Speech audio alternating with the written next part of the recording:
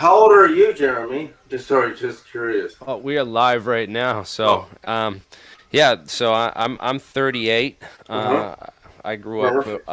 I grew up in southeastern Mass, and I studied physics for a while. And I came across your research early on when I was studying anti-gravity and stuff, and looking for interviews with some of the scientists who worked on this stuff and classified programs for the government. And one of them was, of course, Boyd Bushman, whom you interviewed, and that's been recycled many times and stuff. And I've had some commentary on that, and some investigations on some of the stuff that he Well, that talked was about just there. interview number one with Boyd. Interview number two, which is way longer, I've never released. So you have a It, second interview with Boyd. oh yeah, and he was much more coherent. Like somebody came in and got an interview with him when you could tell that Boyd was losing it, and it was published on RT News, and then they were forced to take it down.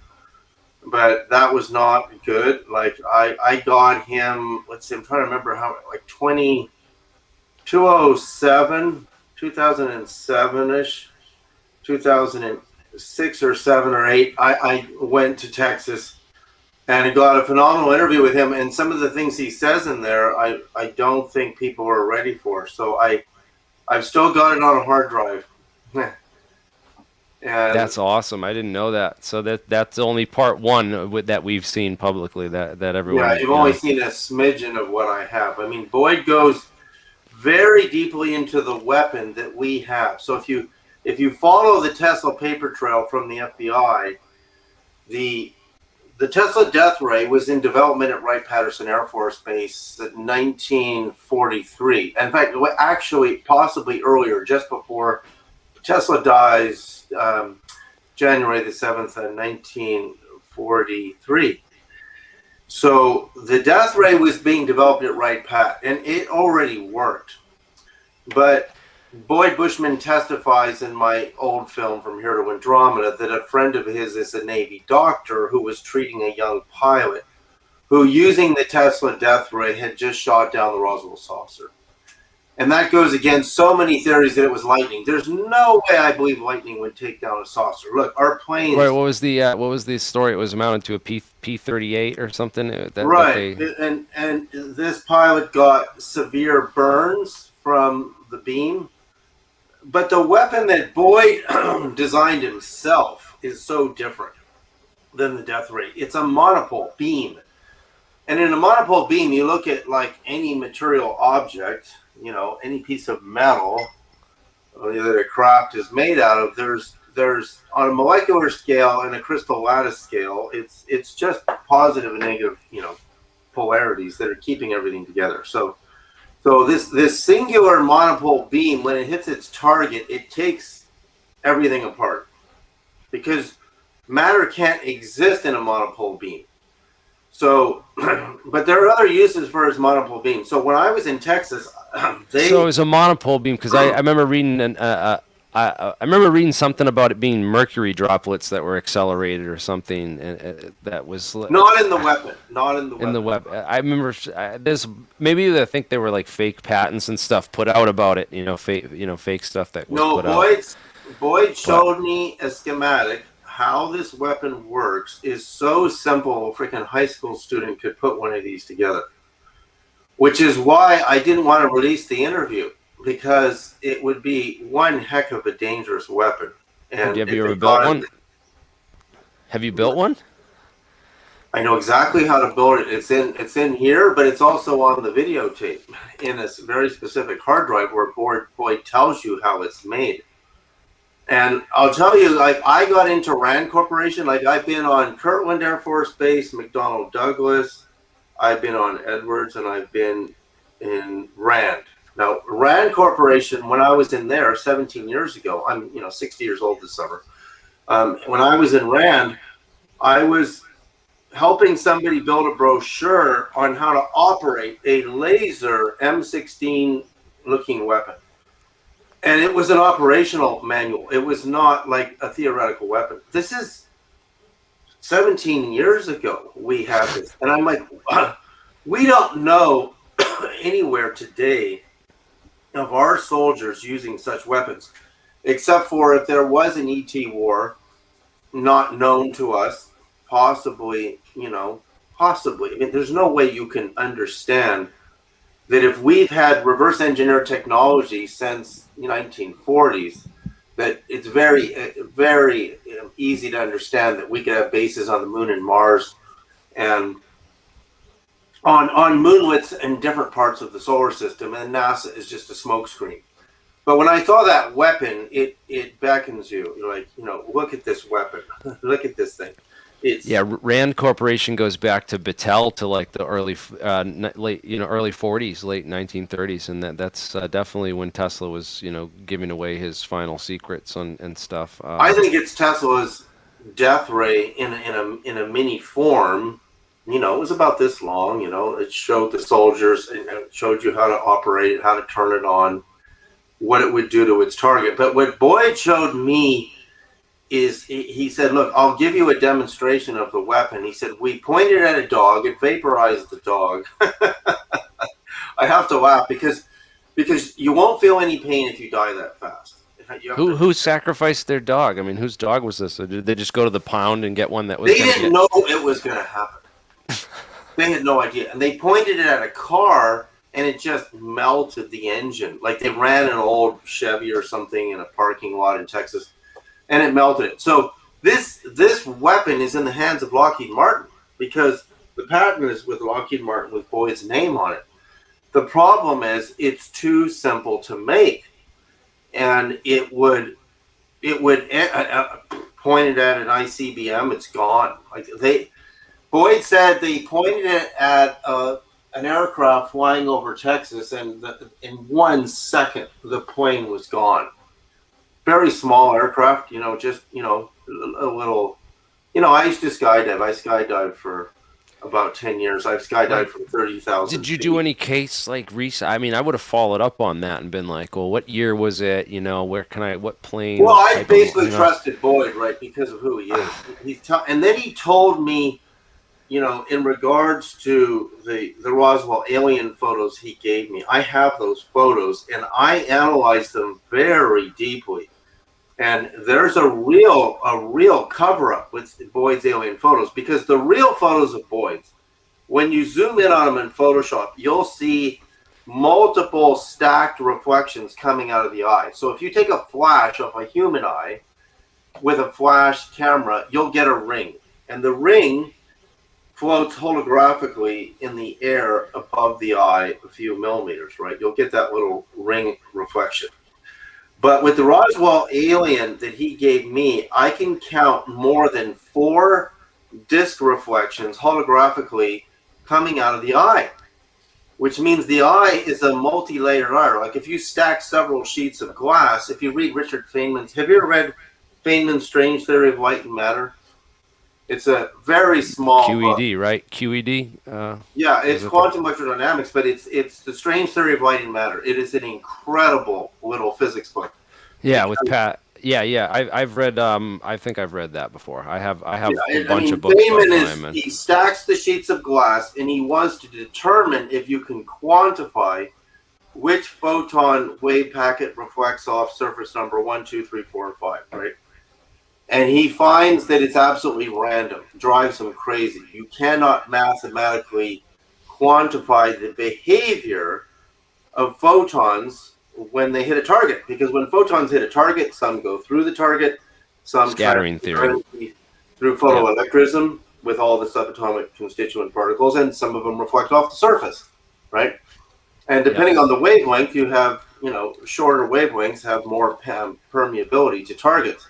But when you stack sheets of glass, your reflections come off of it holographically, which is one way to build a hologram, right?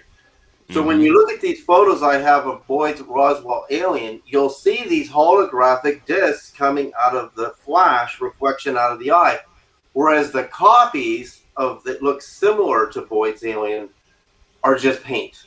And all you see in the photos is a nice shine. There is no discs reflecting out of the eye. So that's how, when Boyd's photos of the alien surfaced, everyone says, oh, they're fake.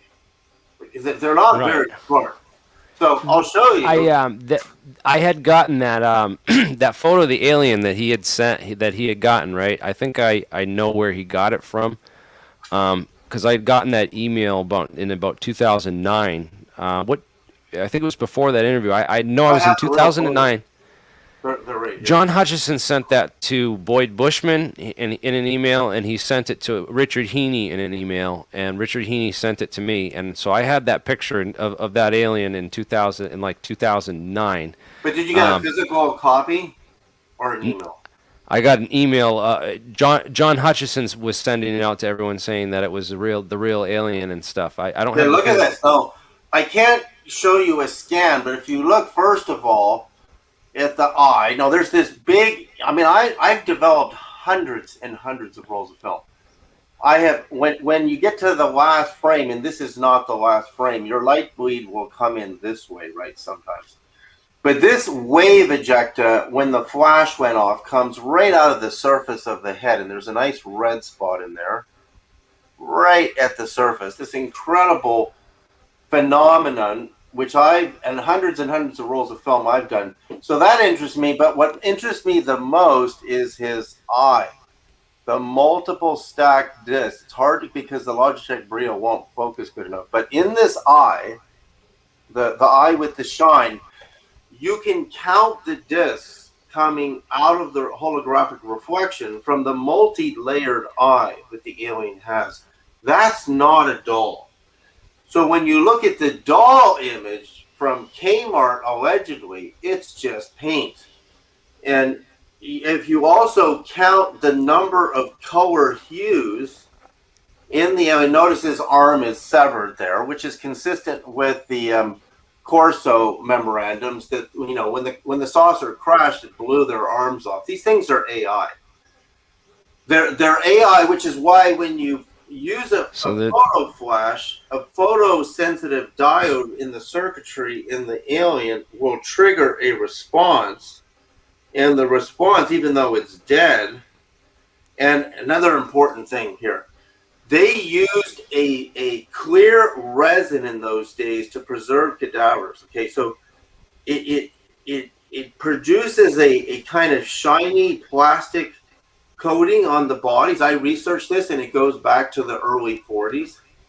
You know, whereas, you know, you might put a frog in some formaldehyde, right? But that's not what they did. This body is, you can see the purpley, the reflection coming off of that plasticine layer that they probably covered the thing in because it's flaking. You can see it's flaking off the arms. And so this isn't the doll photo that looks similar that was circulating around. And what Aykroyd did. So you think that Kmart like released a doll that looked like this to or you know? Well, what happened is Boyd said that these photos are taken in Los Alamos, and they're exactly what they did. They knew somebody got in, so I can't find another Kmart doll. I don't know where it came from, but this photo came from Aykroyd, right? Now this thing is really cheap, and again, look at the eye. That's just shine. Came from Dan Aykroyd? Yeah, Dan Aykroyd sent me this. Where did That's he get just that? shine on the eye. There's no stacked discs like you get on the real alien, right? I would love to get Dan Aykroyd on. That would be great. You've met him before? Oh, I made the film, Dan Aykroyd. You made that film with him, right? You made a whole film, a documentary with him. Oh yeah, I've hung out with Dan for so many. He introduced me to my wife. He's called me. I haven't heard from him since COVID, but he stays in touch with me periodically. He'll call me up and we'll talk for quite a bit. And then, so Dan again said, David, the photos you sent from Boyd Bushman can't be real because we got this doll, right? This alien doll. But the alien doll doesn't have these phenomena, these energy ejectas. When the flash photography happens, I'm saying there's some kind of photosensitive diode to electromagnetic flash. Like even this shot, if you look in the eye, again, really hard to see here, but you'll see the multiple discs coming out of the eye right here. You see all multiple discs. What? Look at the reflections in the That's eye. an original copy. That's an original photograph right That's there. You have. from Boyd Bushman. Yeah. That's the one from Now, Boyd again, this Bushman. is a little blurry because of my camera, but those are clear, multiple stacked reflections coming out of the eye. You do not get that with paint. You do not get that with a Kmart doll. So that means this eye, if you can imagine multiple stacked sheets of glass, this freaking eye is beyond our eye. And in one of the shots I have in the middle of the eye, you can see through the eye, there's these little tentacles. They're all white. And they have little nodes at the end of the tentacles. But you got to see really good scans of the alien's eye to see this happening. Yeah, you don't have to turn it up. So I am definitely mystified by what Bushman didn't take the photographs of the alien. He has a very reputable source that did this at Los Alamos, and they did this in about. I have the film. The date on the film. Do I still have the film packet?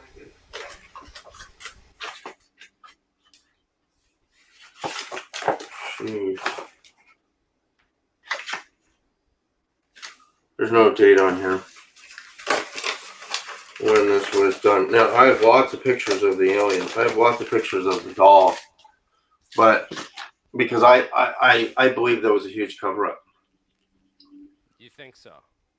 Are you able to hear me? Can you still hear me?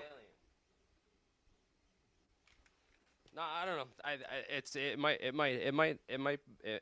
I just like I remember seeing that, and that's the story that I had heard, that it was like a Kmart alien, and it seemed like it. I know they did a good cover-up on this.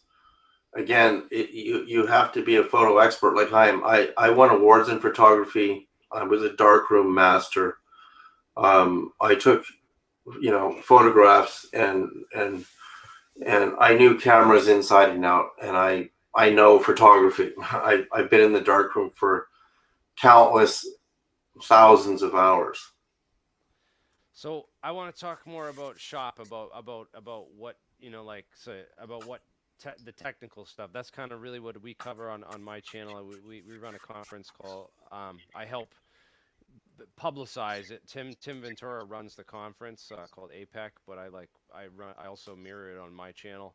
And it's more of like an engineering conference, and we talk about nuts and bolts and stuff, and so I'm just curious, is there anyone else from Lockheed Martin Skunkworks other than Boyd Bushman that you've ever talked to or interviewed, and any kind of technical information that Oh you yeah, can no, share? I know other people at Lockheed, and I'm trying to remember. I had a meeting in Santa Fe from a Los Alamos physicist. Can you hear me now?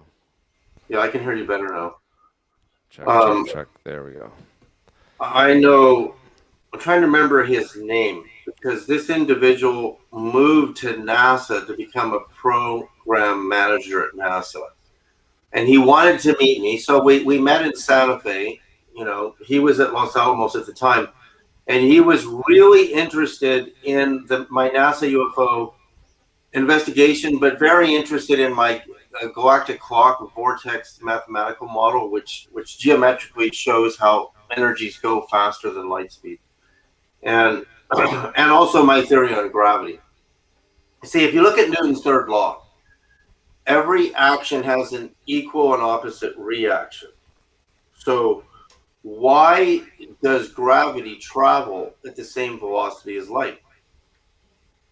Equal and opposite, right? So I don't believe we're on the right track to understanding gravity. I think it's as light as light. I don't think it's proportional to mass the way Einstein explains it, and my galactic clock can explain the warping of space-time, the curving of space-time using my galactic clock model, looking at wavelengths of electromagnetic light. So the if you follow the history of the evolution of the universe in the current model, and you go back to the CMB and the first swirling of disks, which is really the beginning of gravitational energy, you'll see that there's really very little evidence of mass.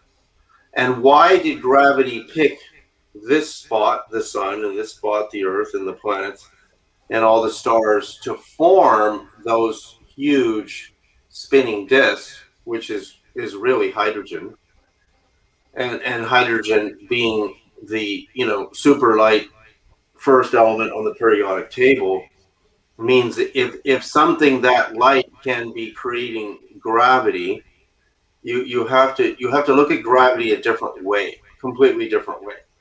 Because yes, mass, on when you understand it on both the molecular, the crystal lattice, and then you go to the atomic structure and you go to the quantum, you look at all your subatomic particles. And I studied subatomic particle physics because I worked for Bogdan Castle-Maglich, who was an award-winning nuclear physicist, co-discoverer of the Omega Meson. He worked with Louis Alvarez at Berkeley and Seaborg and all of them. And so it was, part of my study looking at the orbits and the vortex orbits of subatomic particles. I'm trying to see if I have this book here, The Particle Odyssey by Frank Close. And there's a few other authors in that book. But when you really study your supermassive heavy particles, and then you get into your lighter and lighter particles, your lighter and lighter particles will start to in a magnetic field, they'll start to curve into smaller and smaller and smaller and smaller orbits. And it looks more like particles on the quantum level are transmutating. They're not, we name them different things, and muons, leptons, quarks, you have neutrinos, or neutrinos are vapor. They're like a vapor. They apparently have no mass and they just travel through everything. So when you're looking for gravity, what we see is magnetic fields seem to have a control over the chiral spinning velocity of particles. Magnetic fields do. And so there's something we've missed in gravity in regards to magnetism and magnetic fields. Because, again, equal and opposite. Light and gravity travel at the same speed. So Newton is telling you something there. The data is telling you something there. And when we look at these UFOs that these Navy pilots are chasing, there's no evidence and there's sudden accelerations of a supermassive thrust wave coming behind the vehicle. Because a thrust wave on a sudden acceleration to 25,000 miles an hour and upwards of 60,000 miles an hour, which I've done the math on and calculated the velocities of these Navy pilot cases. Nobody's done the math right there. Like, I'm really amazed in these Navy pilot cases. Like I have a whole chart of all of our fastest missiles, all of our jets, and then you make a chart of the velocities and the radar data on these Navy pilot UFOs. They're passing 60,000 miles an hour. And our fastest missile is the Minuteman, 18,000 miles an hour. There's nothing faster than Minutemen. Nothing. The Russians have made, their supersonic missiles can reach maybe 7,000 miles an hour, but the ICBMs are the fastest things. Yeah, these things are using like supercavitation to eliminate the airflow in front of the craft, and they achieve laminar flow, so they can literally just rip through the air without any turbulence and causing any kind of friction, which would ordinarily rip like normal materials and other crafts apart. The drag and the friction on the aircraft would destroy it at those speeds in our atmosphere. So yeah, they have to be removing the atmosphere around the object. And we found the patents on that kind of stuff. Brett Tingley of the Drive.com, he's done some, I don't know if you're familiar with him. I'm hoping to get him on the show soon to go and talk to us about some of his research. He's the guy that dug up all that stuff on Sal Pays and those Navy patents Yep. Yeah, I've and seen those. stuff. I've seen self-pay. Yeah, he's the guy behind that, and like I finally like he found out I was getting on Tim Pool, and Tim Pool put that as the Navy pilot thing. I don't know. He put that as the headline on the show, and he's like, Brett got mad about that because he's like, why are you getting on there to talk about my story? I'm like, yeah, I'm like, at least I name dropped him, you know, like some other Well, guys wouldn't self-pay's have. ideas are similar to mine in that you have to trap energy in a cavity. And you see, if you get yourself an electromagnetic field tester and you test radio and magnetic, most metals cannot trap a wave in a structure. Right. The energy escapes through the membrane. And of course, you can ground metal and send it to ground, but that's not the same as wave trapping. And when you understand how powerful, like I looked at these FBI files that go back to J. Edgar Hoover, and there's this case that really interests me of this kid who worked for a gas station in the San Fernando Valley in California, and he built an aluminum flying saucer, and he puts a certain type of probably tungsten radio emitting tube in it, and the thing levitated and flew around, got really hot, caught on fire, and crashed into this woman's yard. Yeah, sounds like MHD. You know, there's a lot of But that's similar to self-pay. He's talking about putting microwaves in a cavity, right? Yeah, and Emitter, super. cavity. Yeah, Right? you're literally boiling the air with the microwaves so that you're cooking in the air. So like you're heating it so fast that it super cavitates. It like explodes. The air literally But you're also explodes. creating a bit of a wave trap because the photographs of this kid's saucer, two halves of an aluminum saucer about 30 something inches, it was really thick aluminum. And there's certain grades of aluminum, they're not all the same, that will be very effective at blocking or trapping electromagnetic energy, which makes it really dense in there. And that creates a differential between electromagnetism outside the envelope and inside.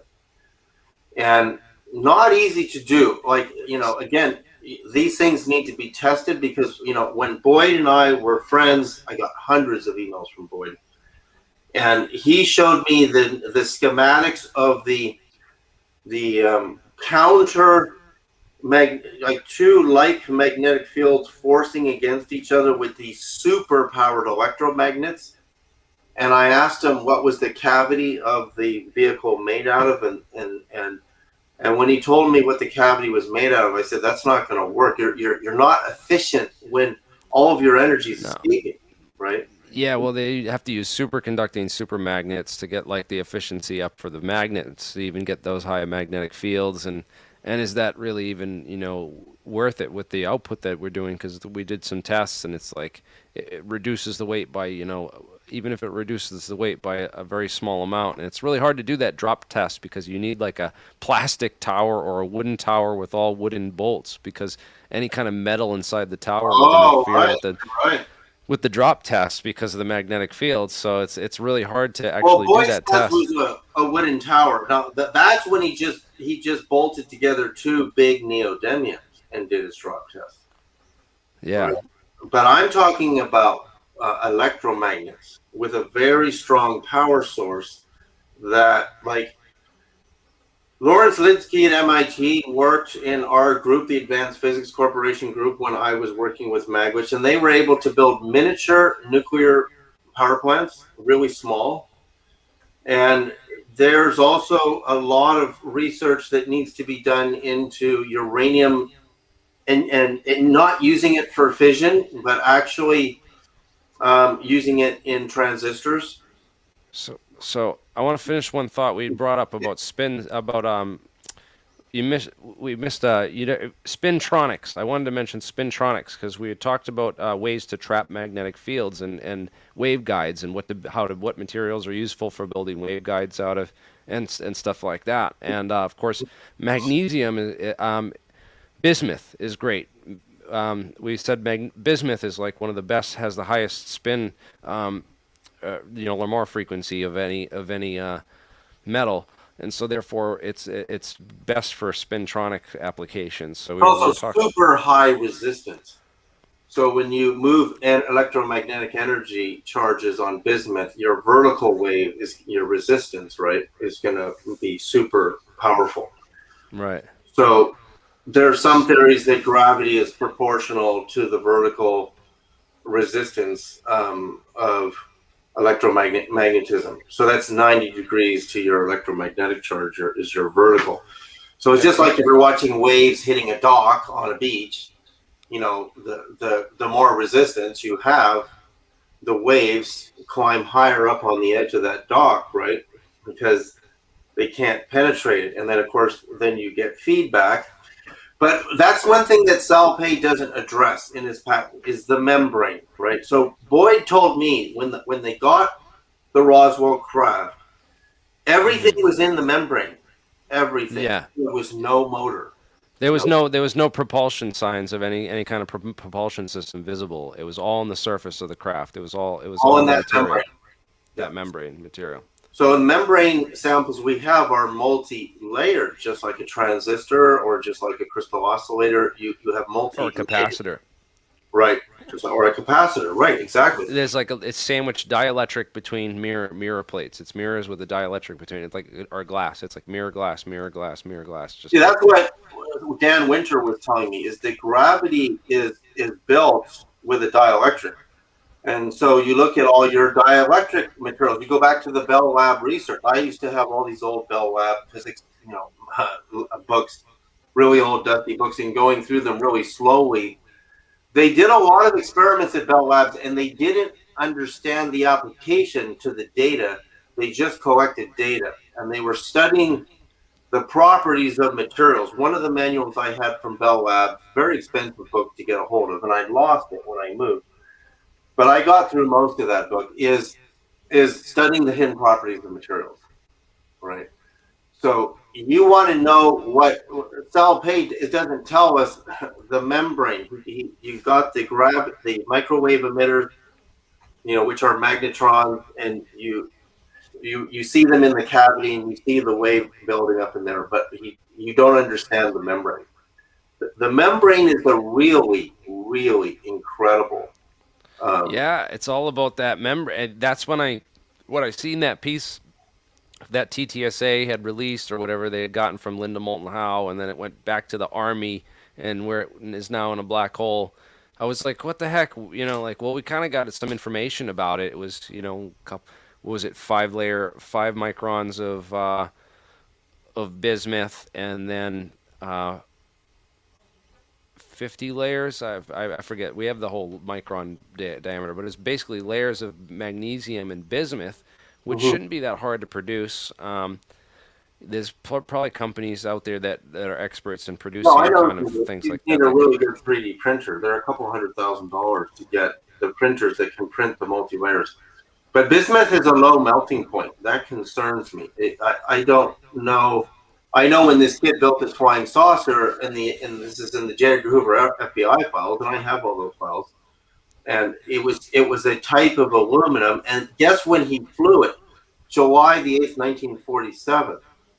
Freaking same day as Roswell, give or take, right? Because we don't have the exact day of Roswell. So how did he get this idea?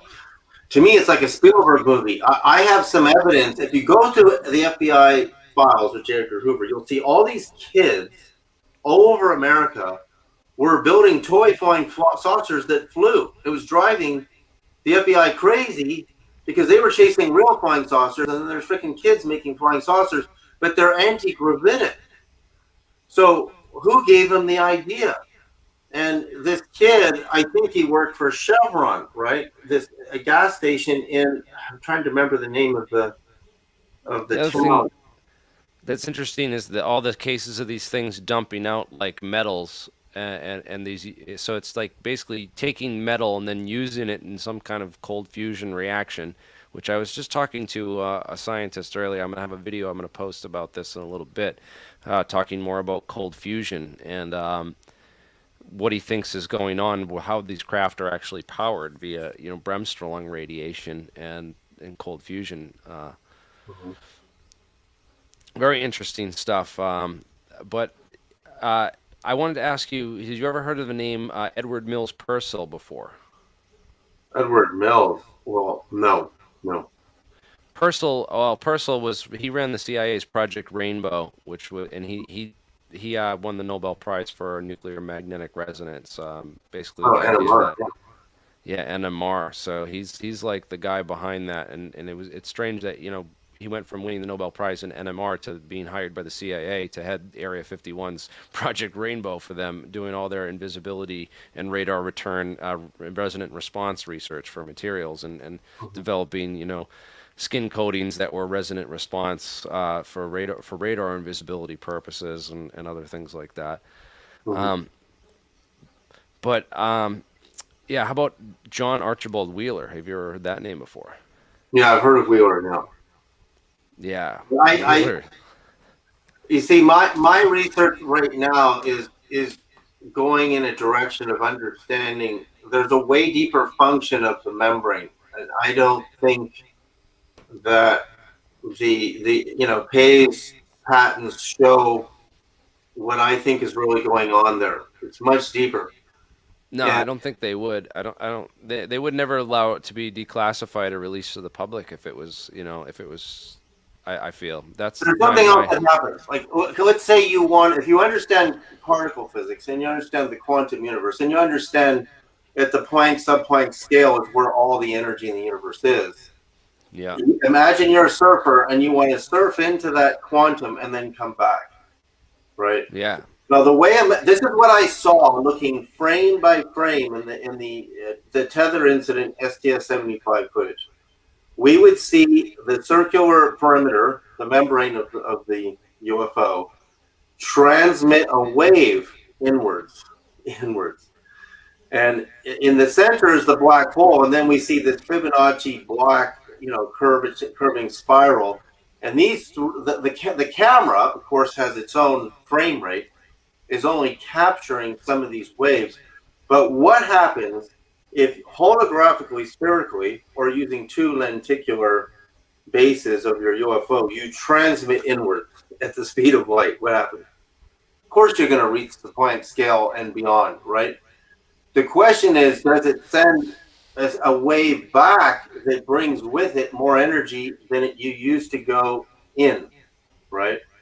So we transmit electromagnetism out, and we can pulse modulate FM or AM amplitude and frequency modulation data out into the universe at the speed of light as a means of communication, but we don't transmit in.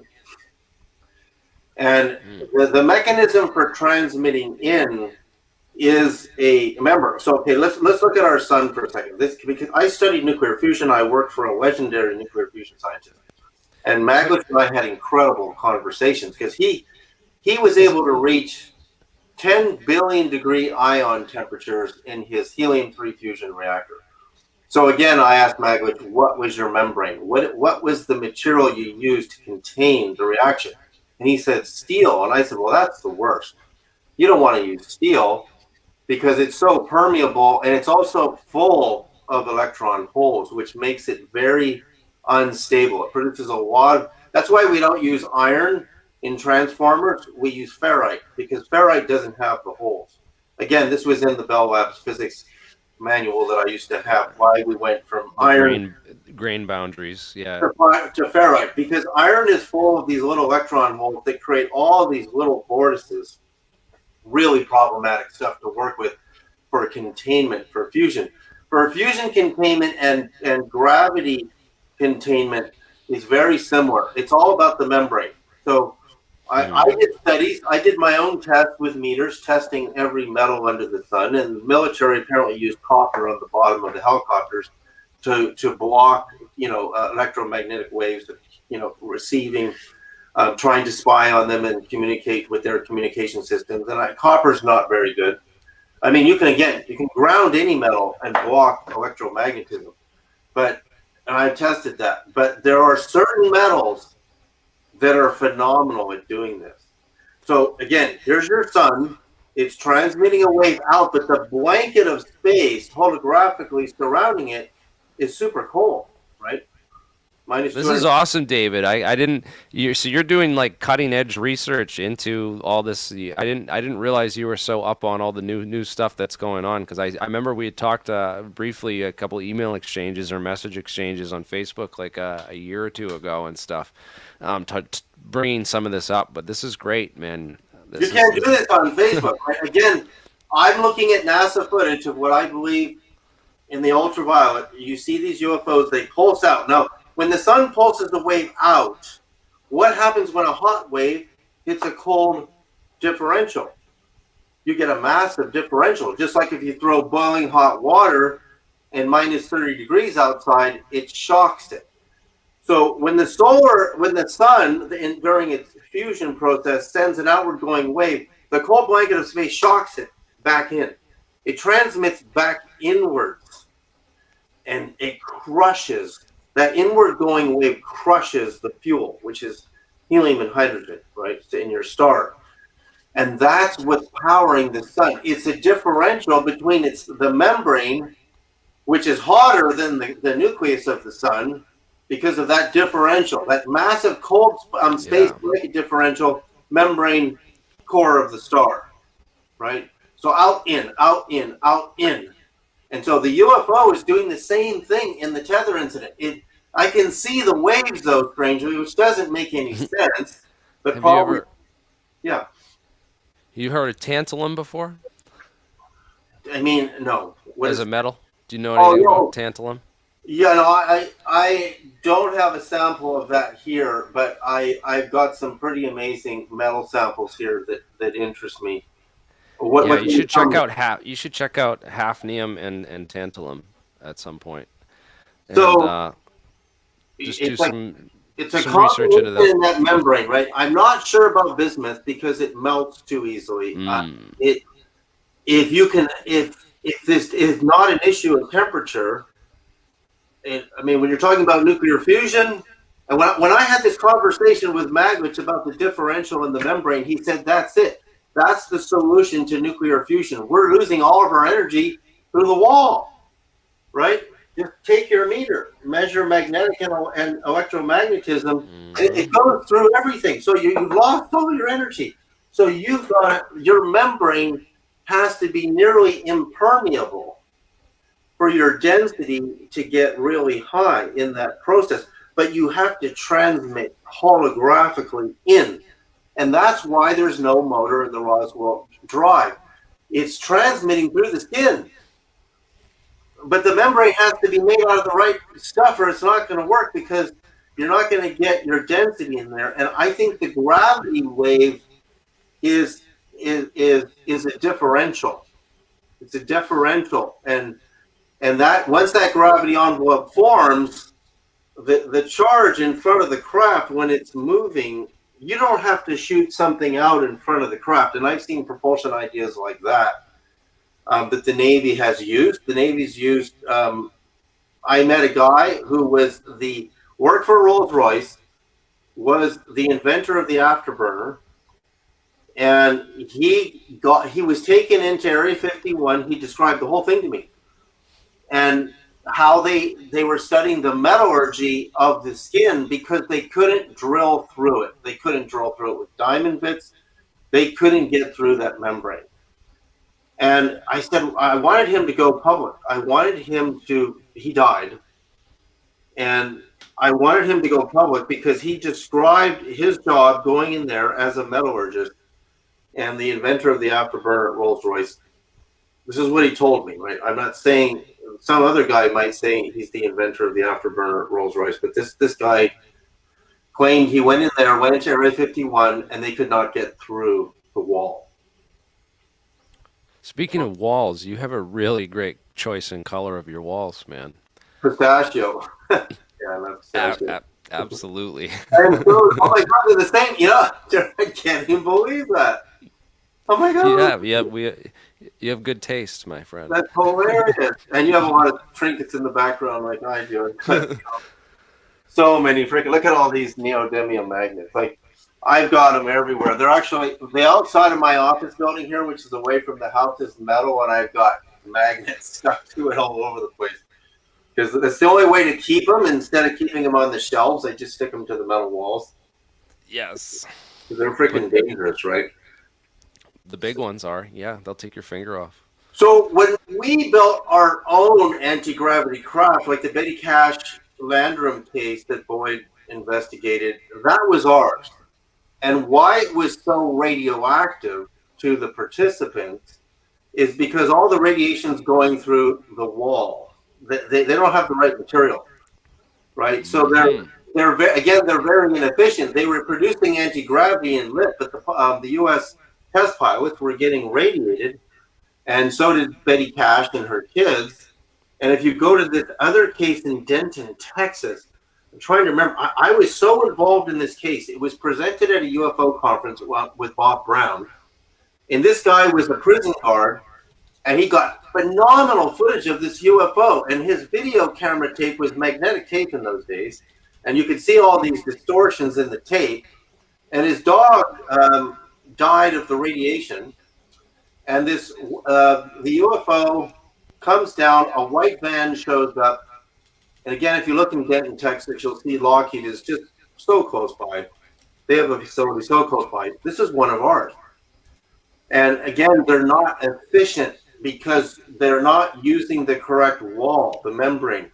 Mm-hmm. And I worry in Hayes' patents that if he's not using the right wall material, multi-layered material, and if he's not doing what I'm saying, you have to have the right measurement of the diameter of your disc or your concave two lenses that are coming together, and your frequency wavelength has to match that to transmit effectively inward into the quantum universe and catch that 0 point energy, which then, in the repeating outgoing wave, the membrane through photoelectricism receives the charge, and it has to do something with it, right? Because countless billions of pulsations per second, you're going to have so much freaking energy come out of the quantum void. You got to know what to do with that energy, or it'll blow the thing up. It'll explode. So you're creating like a glitch in the vacuum to basically trick it into think. This is what I thought about when I was like first getting into this stuff long ago, like whatever. I can't even remember. Probably 2000, year 2000, graduating high school. Was that if you created an environment similar to the original conditions before the Big Bang, then you'd create a mini Big Bang that obviously the universe is energy is neither created nor destroyed, but it's here. It had to have come from somewhere, so obviously it was created at the beginning of the universe and the Big Bang. That's what our best scientists say. So if you create that, a similar condition, you can pull energy out of the vacuum. You must be able to pull energy out of the vacuum. Well, you have to transmit inward, like I said, into the quantum. But I don't think I was not sure. Is that the way that it works, though? I mean, we have so much engineering to do and so many experiments to try. You gotta build your experiment. Like the data shows in the NASA UFO video that the wave goes out, it hits the membrane, and then it bounces. This is a NASA video. Oh yeah, I can show you this. This is from what year is that? 1996, 97, the Tether incident, STS-75 footage. Oh yeah, that I went footage, frame yes. by frame by frame, Jeremy. What you're going to see online is you have to see my film Evidence the Case for NASA UFOs, my first film. Yeah. That's where we go frame by frame by frame, and you look at the waves, and you'll see them. You'll see the black hole in the middle, and then you'll see this Fibonacci spiral coming out of the black hole. Yeah, definitely send me a link to that, and I'll put it in the description of the video. So I want to reload my film. I need to get a copy of it because Gaia TV was going to carry it, but it's so old. 50 million people saw that movie online for free. I'm pretty sure I saw it back in the day too. Yeah, you've got to see that part, and then you got to see the galaxy clock, because I can show you in my galaxy clock model how the speed of light is broken geometrically in a vortex mathematical model. I can show exactly how it happens in, you look at the speed of light squared, the speed of light cubed is only a tiny fraction of the totality of my galaxy clock. The vortex is formed 90 degrees to the angle of electromagnetism's forward propagation. And there's actually a wave within a wave within a wave. Like here's an example of a wave within a wave coil, right? You see, so you have a wave Mm-hmm. winding around another wave. So this is two dimensions of windings. Whereas Tesla would just wind copper wire in one dimension of spin. But if you take that wire and you wind that, and then you go inside of this wire and wind that, It's almost like a metamaterial too, or or a fractal. You know that David exactly. Perez. David Perez is doing a lot of experiments with. He claimed to get 11 pounds of thrust with some of these fractal printed This is this is circuit fractal boards and stuff. coiling here, right? So Yeah, it is. wave within the wave within the wave winding. So this is three dimensions, but you need 3D printers to do as many dimensions as I want to do in a coil, right? And but that's because again, if you have all these dimensions, you're going to open up your magnetic field is 90 degrees to your copper wire, and you're going to have all these waves within. Right. I And now, swear, if you're gonna get if you're gonna get electromagnetic fields to meld with gravity, this has got to be the way to do it. Like yeah, of all the things I've seen. it's the wave within the wave within the wave, but then it's containment. See what Nassim Harriman doesn't get. Nassim Harriman saw my vortex galaxy clock model, Hmm. and he worked with a guy named Robert Hutchings, who I know from the early days. They were partners. And they all saw my galaxy clock vortex model in Evidence the Case for Announced UFOs when it came out on VHS. And then everybody put it on Google Video, which is where it got 35 million views right away. And I lost my shirt on that production because nobody gave me 50 cents. But then, what was I going to say? Marco Rodin then saw it. And Rodin and I met, and he said, "You have no idea how much your vortex model inspired me, because then this is why you got to work together in teams instead of one guy working alone. It took three guys to make the transistor: John Bardeen, Will Bratton, and Will Yeah. Stockley. I find so So many great researchers out there that and they're trying to do it all themselves. They try to build their own website. They try to do everything themselves, and it would be great if we could no, you all can't do it that way. You need multiple minds to get a holographic perspective on what you're doing. because you're going to burn yourself out on one area and You're never just a bit narrowband focused, and you that's why spread yourself thin. Yeah. right. That's why we need to do this together. Jeremy. So what I mean is Marco Rodin took my idea and then he took it to another dimension. Yeah. Marco's mathematics are his, absolutely, but he was inspired by my first model, and that's why we should stay together in a group and not spin off trying to be a superhero and do it all alone. We got to come Oh together. God, yeah. I remember I met Marco Rodin in 2009, and it was just an interesting conversation all around. But He's a you know, genius, the guy's a genius, but But it's nobody's like done that the line, vortex within the vortex within the insanity. vortex windings. I it was so hard to freaking do this. You should see how much wire it takes to make a wave within a wave within a wave, and it all becomes one coil, right? I need Right. machines to do this because I want to go 7 dimensions deep. So you have to have a micro coil, and then you take that coil and you wrap it around your next form, and then you take that coil and wrap it around your next form. So to go 7 dimensions deep, I've seen this in photographs from the original bubble chamber Jesus. photographs of the quantum experiments that were done. I call it, where's my book? The Particle Odyssey. You won't see this today in the Large Hadron Collider because they use scintillation. They use scintillation to generate a digital image of the explosion of subatomic particles, and scintillation is three-dimensional. Whereas when we used real film emotion are crystal, right? And a crystal on a film plane receives light holographically from all dimensions, behind, above, below, right? Whereas the digital plane is flat. So in the original quantum photographs that I studied, I could see the wave within the wave within the wave. And I wrote Frank Close about it, and I said, have you guys seen this? And do you understand what's really happening here? These particles aren't just spinning like this. There's a wave within a wave within a wave. Now do the math on that. If this is the speed of light, then what is this speed? Chiral velocity. And what is the chiral velocity inside of that one? They're way faster than light speed. Right? These multiple dimensional. Right. In order for quantum clock keeping to keep up with all the interactions, photon to photon, going down they'd have to go faster. We're only measuring forward propagation on a photon. You're not measuring the wave within the wave within the wave. And I discovered that. I'm the one who discovered that. So then I tried to make a coil like that.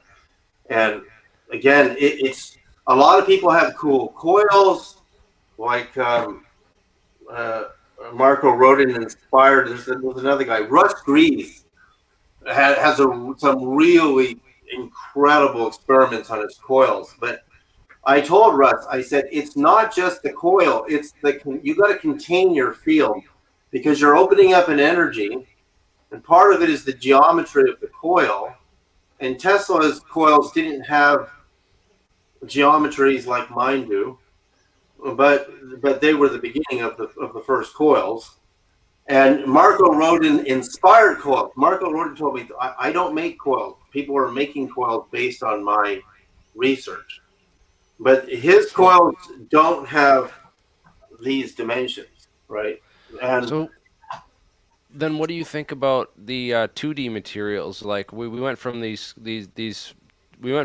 membranes, talk of these membranes and these 2D materials like graphene and sandwiched layers of superconductors or sandwiched layers of dielectrics and mirrors and stuff like that we want to experiment. yeah, And now we're talking about, instead of two-dimensional materials, we're talking about like hyperdimensional material, like seven-dimensional materials and really intertwined. right. So what do you think about just like printed fractals? Using Koch snowflake is what David Perez was using on his experimental craft and stuff like that. Where do you think that? What do you think the uses let me in the? tell you something really incredible. Okay, I'll show you something here. I don't think copper is the answer. And if you look at the book by, what's his name?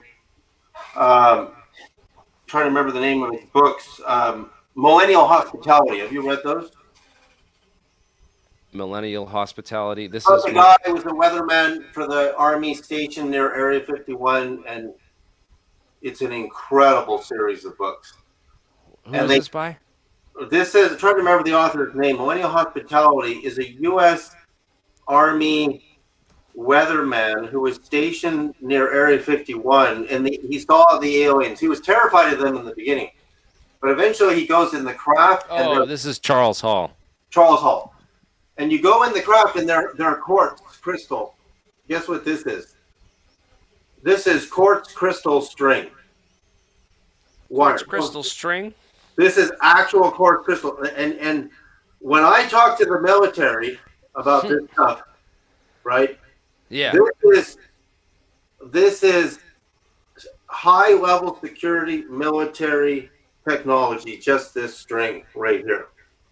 Okay, you can't. How much is that, and where did you get it? Oh, Did you have to I break was it out told, of Fort Knox or something? this is pure quartz crystal string. It's not plastic. So where you get it? The military makes it. A military contractor makes it. Wow. Now I want to make a coil out of it, but I haven't had time yet. And again, I'd rather 3D print it within the wave, within the wave, within the wave, 7 dimensions deep, right? This is only 3 dimensions deep, right? Right. Of the wave within the wave within the wave. And again, there's 2 components. There's your coil, which is your emitter, and then there's the membrane, the skin. And Nassim Harriman's sitting there making his coil, and he's got the right idea. He wants to reach the quantum vacuum and then have it spit out this 0-point energy, but he's doing it all wrong. He's got the right idea. It is the right idea. If you see the new movie, Foster, Thrive Part 2, you'll see it. It's never going to work. And I told Foster, it's not going to work, but he does have the right idea. But you got to transmit it. That string it's like quartz fiberglass. Is that No, if it's not part. That is pure quartz crystal. it's crystal because it's glass is amorphous and crystal's crystal, Yeah, of the course. first the military contractor who makes it wouldn't sell it to me, and I'm like, you won't sell it to me, but yet you have a What do you website. need this stuff for? But Yeah, what do you need this stuff for? Because only military contractors buy this from us. What do you want it for? So then you got to ask yourself, what are they doing with this stuff? Well, I who's got a buying hold. it and where is it going? And is it plant 41 there over I there got a too? hold of some of it. Now that's a lot of it. That's thousands of feet of it, right? But again, what I Yeah. want to do, like I need money, right? Of course, you need money to do stuff. And my company is davidsereda.co, and we sell therapeutic coil bed systems. We sell the frequency staffs of the gods and the goddesses. We sell, wands, and that's how I make my living, selling my coil systems for therapy and for advancing consciousness. But where I want to build next is the ultimate membrane and the ultimate emitter. And if you read Charles Hall's books, the alien coil was a crystal coil. And I said, whoa, that makes so much freaking. They're not using copper wire. And I tried getting tungsten wire to make a tungsten coil because this kid in the FBI files used a tungsten emitter in an aluminum envelope, and the freaking thing levitated around Magnolia Boulevard in it's not Northridge. I'm trying to remember where it is. It's in the San Fernando Valley. This case. So he had an old old gas tube emitter with probably a tungsten, emitter because they use tungsten is an incredible metal. Very. You know what? I'll show you something here. Guess what hospitals use to carry nuclear waste in? They don't use lead. They use tungsten. This thing weighs freaking so heavy. That's tungsten. And the purpose of this is to carry nuclear waste because the gamma rays are blocked by the tungsten wall, which means this is a wave trap. But you don't need a wall this thick. This thing is so heavy. It's like 50 pounds. And it's really small. And that costs $2,000. Yeah, these are a group of metals in the periodic table. We're called the refractory metals, and a refractory is a like fire brick. It's really good material that's really good at reflecting a wide spectrum of electromagnetic radiation. Right. And that means that those Bell Lab studies on the properties of materials are like, have you heard of yttrium? Right. Yeah, I don't even know how to pronounce Erbium. it. Yeah, there's two of them. There's two of Erbium. them. Yeah, Erbium? It's like, I think it's pronounced erbium. yeah, I'm not sure how they pronounce it, but I've got it here. And apparently, atomic clocks are going to be revolutionized. We're not going to use cesium, which vibrates in like 9 billion times a second. 7 or 8 billion times a second. But this other metal I'm talking about will vibrate trillions This of is times per erbium. second. Trillions. Yeah, So right in the again, same range. as an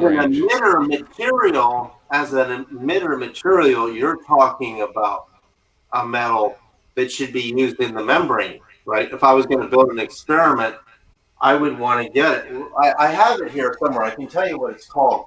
There was a physics article published about how this will triumph over cesium in atomic clocks because it's way faster, like over 1 trillion waves per second, which gets you into the visible light spectrum, right? Once you get into 1 trillion vibrations per second, our visible light is in the trillions of times per second. I have it here somewhere. I'm not sure if it's the exact same one you have. It does start with a Y. I'm not that organized. I'm kind of chaotic with all my stuff everywhere. Oh, that's cool though that you are doing experiments at home and building stuff though. Well, I'm able to test certain things. Like one thing about my tungsten container is I was upset to find that it was 95% pure tungsten, and it contained some iron. So that ruined my ability to do my experiment because I wanted pure tungsten. But because I can't have any iron in it. That thing cost me $2,000, and it just sits there because it's got iron in it. A magnet will stick to it. So it's 95% pure tungsten. I need pure tungsten. I need an envelope. It can be less than a millimeter thick. And so ultimately, I'm going to need a 3D printer, one of these $200,000 3D printers to print my envelope, my skin. And it's not just going to be tungsten. Tungsten's only one of about 7 metals. It's conductor, semiconductor, conductor, semiconductor. It's not just conductor. But you got to have your semiconductive layers in there. And again, you're right. You know that builds a capacitor, but it also builds your Casimir effect. You know, which has other properties. Again, you got to go crazy a bit. You got to get beyond just thinking in terms of what we think we know about physics. You got to build experiments. You know, like this kid who worked at Chevron built an aluminum saucer that flew. I mean, his membrane was about that thick, really thick aluminum. And certain grades of aluminum are pretty effective at blocking electromagnetic fields. But his cavity had a shape. His cavity was not just like the inside of a cooking pot. It had this incredible geometry to it. I don't know how this freaking kid figured this out, because this was 1947 when J. Edgar Hoover was going crazy with all these kids and their toy flying saucers that really flew, and then you have the real ones, right? I can hear you. I'm just gonna go run and grab a drink, another beer, real quick, and I'll be right back. Yeah, But keep talking. I'm gonna look for that Or metal. you can take a quick break for yourself if you need. Yeah.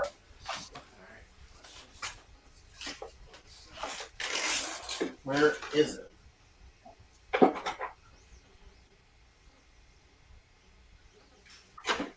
Oh, shoot.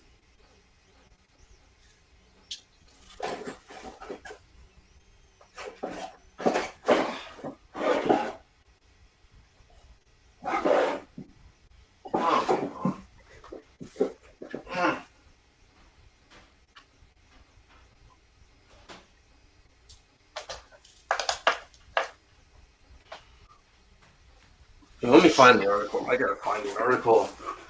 The article.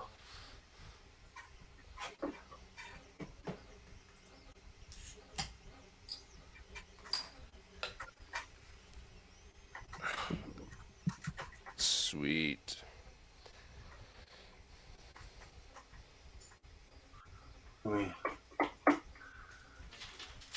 Oh boy, let's see.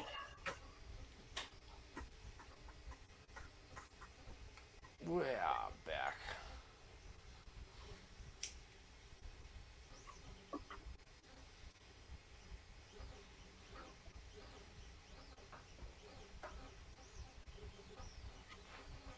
Okay, so I think I might have found it here on Bloomberg.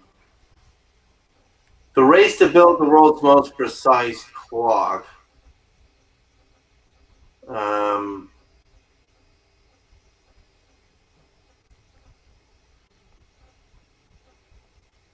Staple-sized piece of lutetium.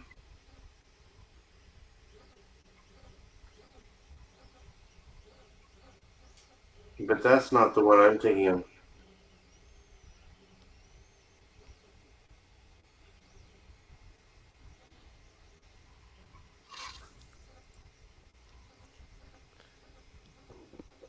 Let's see. You can share your. You want to share your screen? I'm gonna. Cesium-133 vibrates at 9.192 billion oscillations per second. But this article. I don't know if this is the right article for what I'm looking for.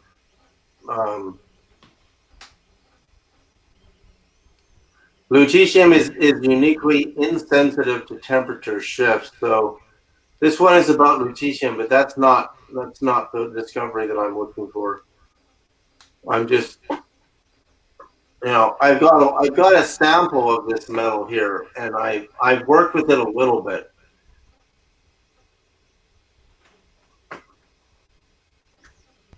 Cesium. No, it's not. We've been using. Here we go. YTTERBIUM.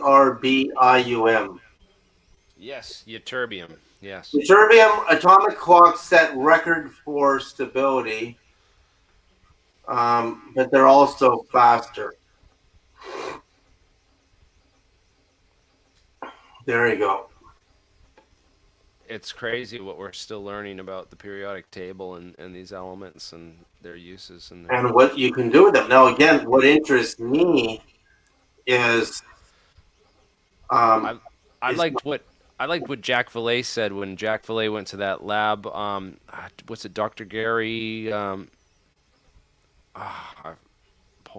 I forget the guy's name, Gary. What the guy, the name of the lab he went to, but he basically said that the aliens are working with a periodic table of like over 300 building blocks because they do all the isotopes too, and then you get into isomers, and then you get into, so there's, different structural crystal arrangements of the same element will have different properties, and then when you build, honeycomb and macroscopic honeycomb shapes out of this, it will have different properties too. And I don't know, it just goes on and on, especially right. with when you get into the fractal end of it, with these fractal antennas, and the fact that when you build things and to look like fractals, they have unique properties as well. And Well, you look at your crystal lattice scale, and you look at all the geometries of the building blocks, right? Your like gold is actually calcium. What our bodies are made out of is cubes and pyramids, right? 6 pyramids in a cube, and there's cubic centered, and then cubic. There's three different types of cubic elements in the periodic table. So yeah, ytterbium here, it oscillates in the trillions. 518 trillion times per second provokes the transition between two energy levels. Ytterbium clock relies on about 10,000 rare earth atoms cooled to 10 microkelvin, 10 millionths of a degree above absolute zero. Again, I don't think we can see. Remember when the Navy pilots were chasing these UFOs in the Atlantic, Lieutenant Ryan Graves, in the infrared, they're not emitting heat. So again, whatever reaction is taking place, it's super cold, right? There's no heat, and heat will penetrate a membrane. If they have heat on the inside, it will penetrate through the wall. And the infrared cameras are not detecting heat, except for maybe some sunlight may or may not reflect off their surfaces. So there's a lot of data we're looking at in these new cases from the Navy pilot sightings, but most of the media, including Elizondo, I've tried to reach Elizondo, but they're not looking at the data that's sitting right in front of them. In fact, when I went frame by frame by frame, I feel like our scientists are at, like, the scientists, like, who are looking into this stuff, like people like us who are like trying to at least look into this and give it credence, are kind of sitting on a platform by ourselves because we're kind of outcast by these people in the community, and we're also outcast by the scientific community on the other end of it as well, because right, because we're fringe, right? But so many great inventions in the history of the world were created by fringe scientists. I mean, I have a whole other study on when all these massive inventions suddenly hit and just suddenly came into creation.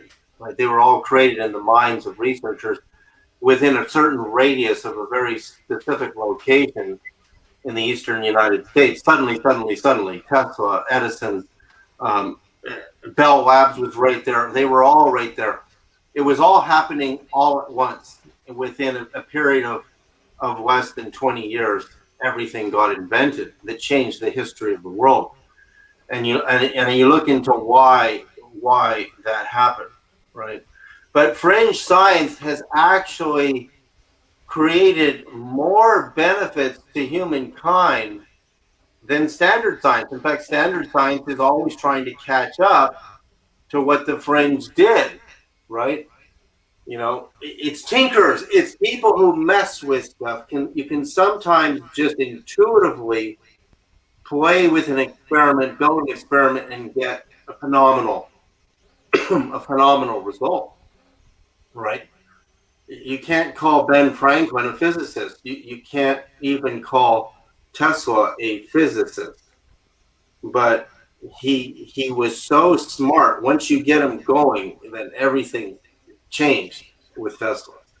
Everything actually changed with Edison too. Those two guys fighting with each other was the best thing that ever happened. Because those fights were creative fights, and it changed the world. But Yeah, creative disagreement is the best thing for science, and you can't just have a group of everyone working on the same thing and saying that, hey, we're going to do it this way, you know, because if everyone was doing it DC and everyone stick with DC power and tried to use DC, we wouldn't have got very far. But again, AC is better alternative, but then you have even better alternative where we could have gone wireless, but we didn't, right, you know. right.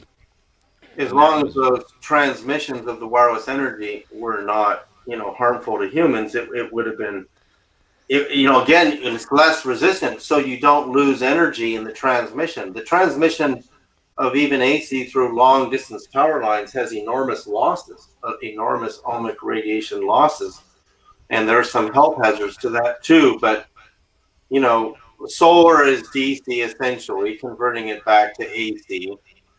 And so DC and AC both have. Tesla actually invented a better DC system than Edison. But again, I love the way those guys fought because, in a way, they were buddies. They changed our world. Edison gave us the motion picture with one other guy. Farnsworth and Zworykin gave us television, and television evolved. Yes. Zworykin was quite a remarkable guy. He gave us the electron scanning microscope as well, SEM. Right. And it all happened in a certain perimeter, actually, of the Washington Monument. I did a timeline. I'll show you this. Here. Can I do share screen? How do I do that? There should be a button in the middle on the bottom of StreamYard that says share with a plus there, and if you hit that, you can share your screen, and I will add it to the share screen, and then I gotta find what happened. What are you seeing? Are you on a Mac? Yeah. You might have to go and change some settings, and then screen sharing is easy with two monitors. Screen sharing works best on a good monitor. Share screen. Nothing happening? I don't see it coming up here. Oh no, there it is. There it is. I see, but the problem is, I don't have my image up. So what I did a study, and I have a graphic. I can just email this to you, and you can put it in. Is the Washington Monument as a monopole antenna, right exactly. Let me pull it up so at least I can see it, and then I can refer. I wish you could share it, and I don't know why it won't let me let you share. See the height of the Washington Monument. If you draw two circles and form a Vesica Pisces in the midsection, the height of the Vesica Pisces, which is 0.866 something, I mean, I've got this to 15 decimals of accuracy. The height of that Vesica Pisces is the height of the Great Pyramid of Egypt finished. 480.69 feet was Lemaiseurier's final measurement. So when the Washington Monument is erected, guess what happens? Every invention in the history of the world, as it's coming to completion, just before completion, upon completion, is transmitting a wavelength powered by the Schumann resonance of 4 times its height, which is just under 22 feet, just a smidgen under that. And suddenly, when that thing's erected, every invention in the history of the world within a certain radius of the monument suddenly gets invented. Radio, telephone. Tesla did everything there. He did everything within a certain radius of the monument. And it changed the world. The whole world changed when that thing went up. The whole world. Every freaking invention, all these scientists came from Europe. And then the patents started circulating around the world. And then here it is, Washington Inventions. It's called. So let me email this to you right now, and you can pull this up. Okay. So let me go to my email and reply interview request, and you can pull this up.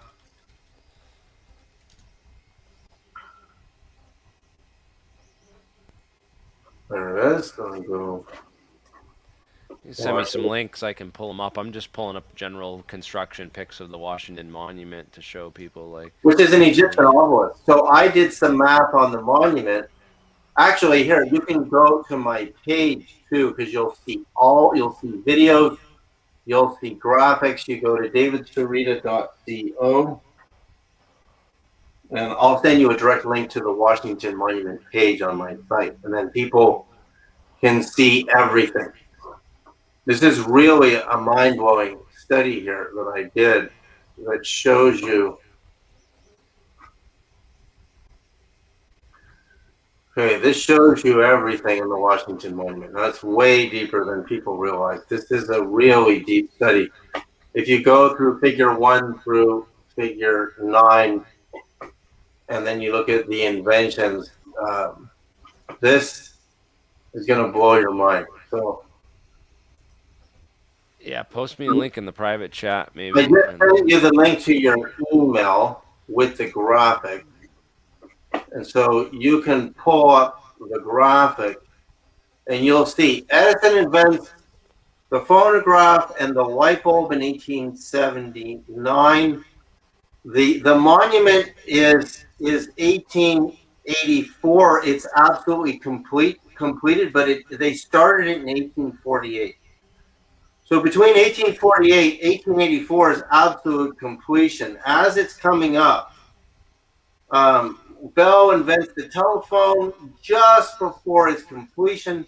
Tesla invents AC, and Edison invents DC 1882. The monument almost at its perfect height. Edison and Dixon invent the motion picture 1888. Lodge invents EMF 1894. Just after that, Tesla invents radio, Chicago World's Fair 1893, which was two little coils. You know, maybe if you built a crystal radio, you know what I'm talking about. Henry Ford invents the first automobile 1896, and it's all Zworykin invents the cathode ray tube 1917. Farnsworth invents TV 1922, and Wright Brothers first flight 1903. Radio astronomy Carl Jansky, Bell Labs 1930. Shockley, Bardeen, and Bratton, transistor 1947, all done right there at Bell Labs, New Jersey. Nick Holonak, LED 1962. George Heilemer 1968, the LCD TV. Robert Kahn and Sinton Verf developed the first transmission of a protocol internet, 1970s. Two East Coast scientists did that. Of course, they relied on the transistor. The transistor changed the world, absolutely changed the world. And again, that was Bell Labs, right? You know, if you understand, a monopole antenna transmits a wavelength 4 times its height, and a dipole is times 2. So you take the speed of light in inches divided by your wavelength in inches, and you get your frequency. So what I did is I took, let's see, Motorola first cell phone, 1973, East Coast. First flat panel TV, 1977. So you have this massive wave of invention. There's way more than this. This is just the tip of the iceberg. But once the patents started circulating, when Marconi transmitted across the Atlantic, he was using all of Tesla's patents to do it.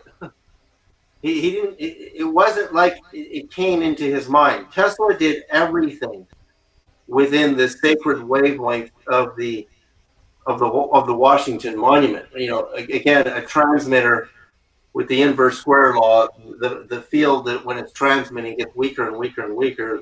The square law inverse to the distance of the transmission. So I see the Washington Monument's height is 555 feet, 5.125 inches. So I calculated the wavelengths coming off of it, and the timing of that. Now, nowhere else in the world is this happening. It's not happening in Australia. It's not happening in England. A lot of those guys got their ideas from reading the patents that Tesla and Edison were putting out. So Zworykin came to the United States. He did all of his work here. Again, why didn't these things happen sporadically around the planet? They didn't. And once we educated the Japanese how to make transistor radios, then they made them. Then freaking Hong Kong made them. Then China made them. We taught them everything they know. These inventions didn't start in China. They learned everything from us. And it all happened when the monument got erected. So what happened when this very precise height monument, which has a whole history going back to George Washington and George Washington having this mystical experience of two angels on the battlefield, and the monument capstone is also an incredible piece of work. It's actually what's on the back of the dollar, the Great Seal. Is the slope angle on the monument is 70 degrees. And if you look at the pyramidion on the back of the dollar, it's 70 degrees. Just take out a protractor. So that's not the Great Pyramid of Egypt on the back, but the height of the monument, two circles, that diameter, form of Vesica Pisces is the exact height of the Great Pyramid of Egypt. And I did the math. It's all on that page that I sent you on my site. So that's a whole other study I did, which is the power of frequency on awakening human consciousness. And it's human consciousness that has the epiphany, right, that causes these inventions to come into being. Right? So I'm looking at, like, we're trying to have this breakthrough right now in humanity. We're trying to understand gravity. Yeah. I think we're wrong. We're trying to create super massive gravity waves because we think it's proportional to mass. But I think there's a property of mass that is hidden that is responsible for the gravitational force. And I think it's super light, because Newton's third law, the equal and opposite, which is what we started today, that if gravity travels with the speed of light, it's the equal and opposite to light. So therefore, it's an inverse property to light, which means it's weightless, it's massless. Gravity is actually massless. And that would explain why these saucers are massless, because they don't have. Yeah, that's a really good description there I did on Leak Project on the monument. So there's a link to that on my site.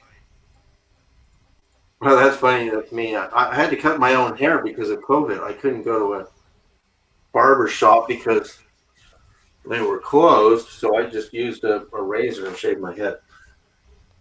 Anyway, Jeremy, I gotta get going because it's Saturday with my kids. Yeah, And man. Thank you for taking the time to tell us about, what you've been working on and what's going on. I agree. We have to work as a team to come together to some understanding on this. And it's nice, touching base with you, from and meeting you finally. So I'm glad you got a physics degree, because there's very few people, like, a lot of the stuff I've shared with you today, I've never told anybody. It's just been sitting here.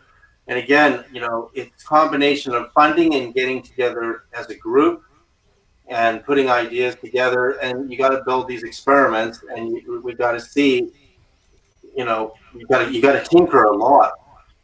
And then you got to problem solve if you don't get any results based on your theory, right? You got to problem solve.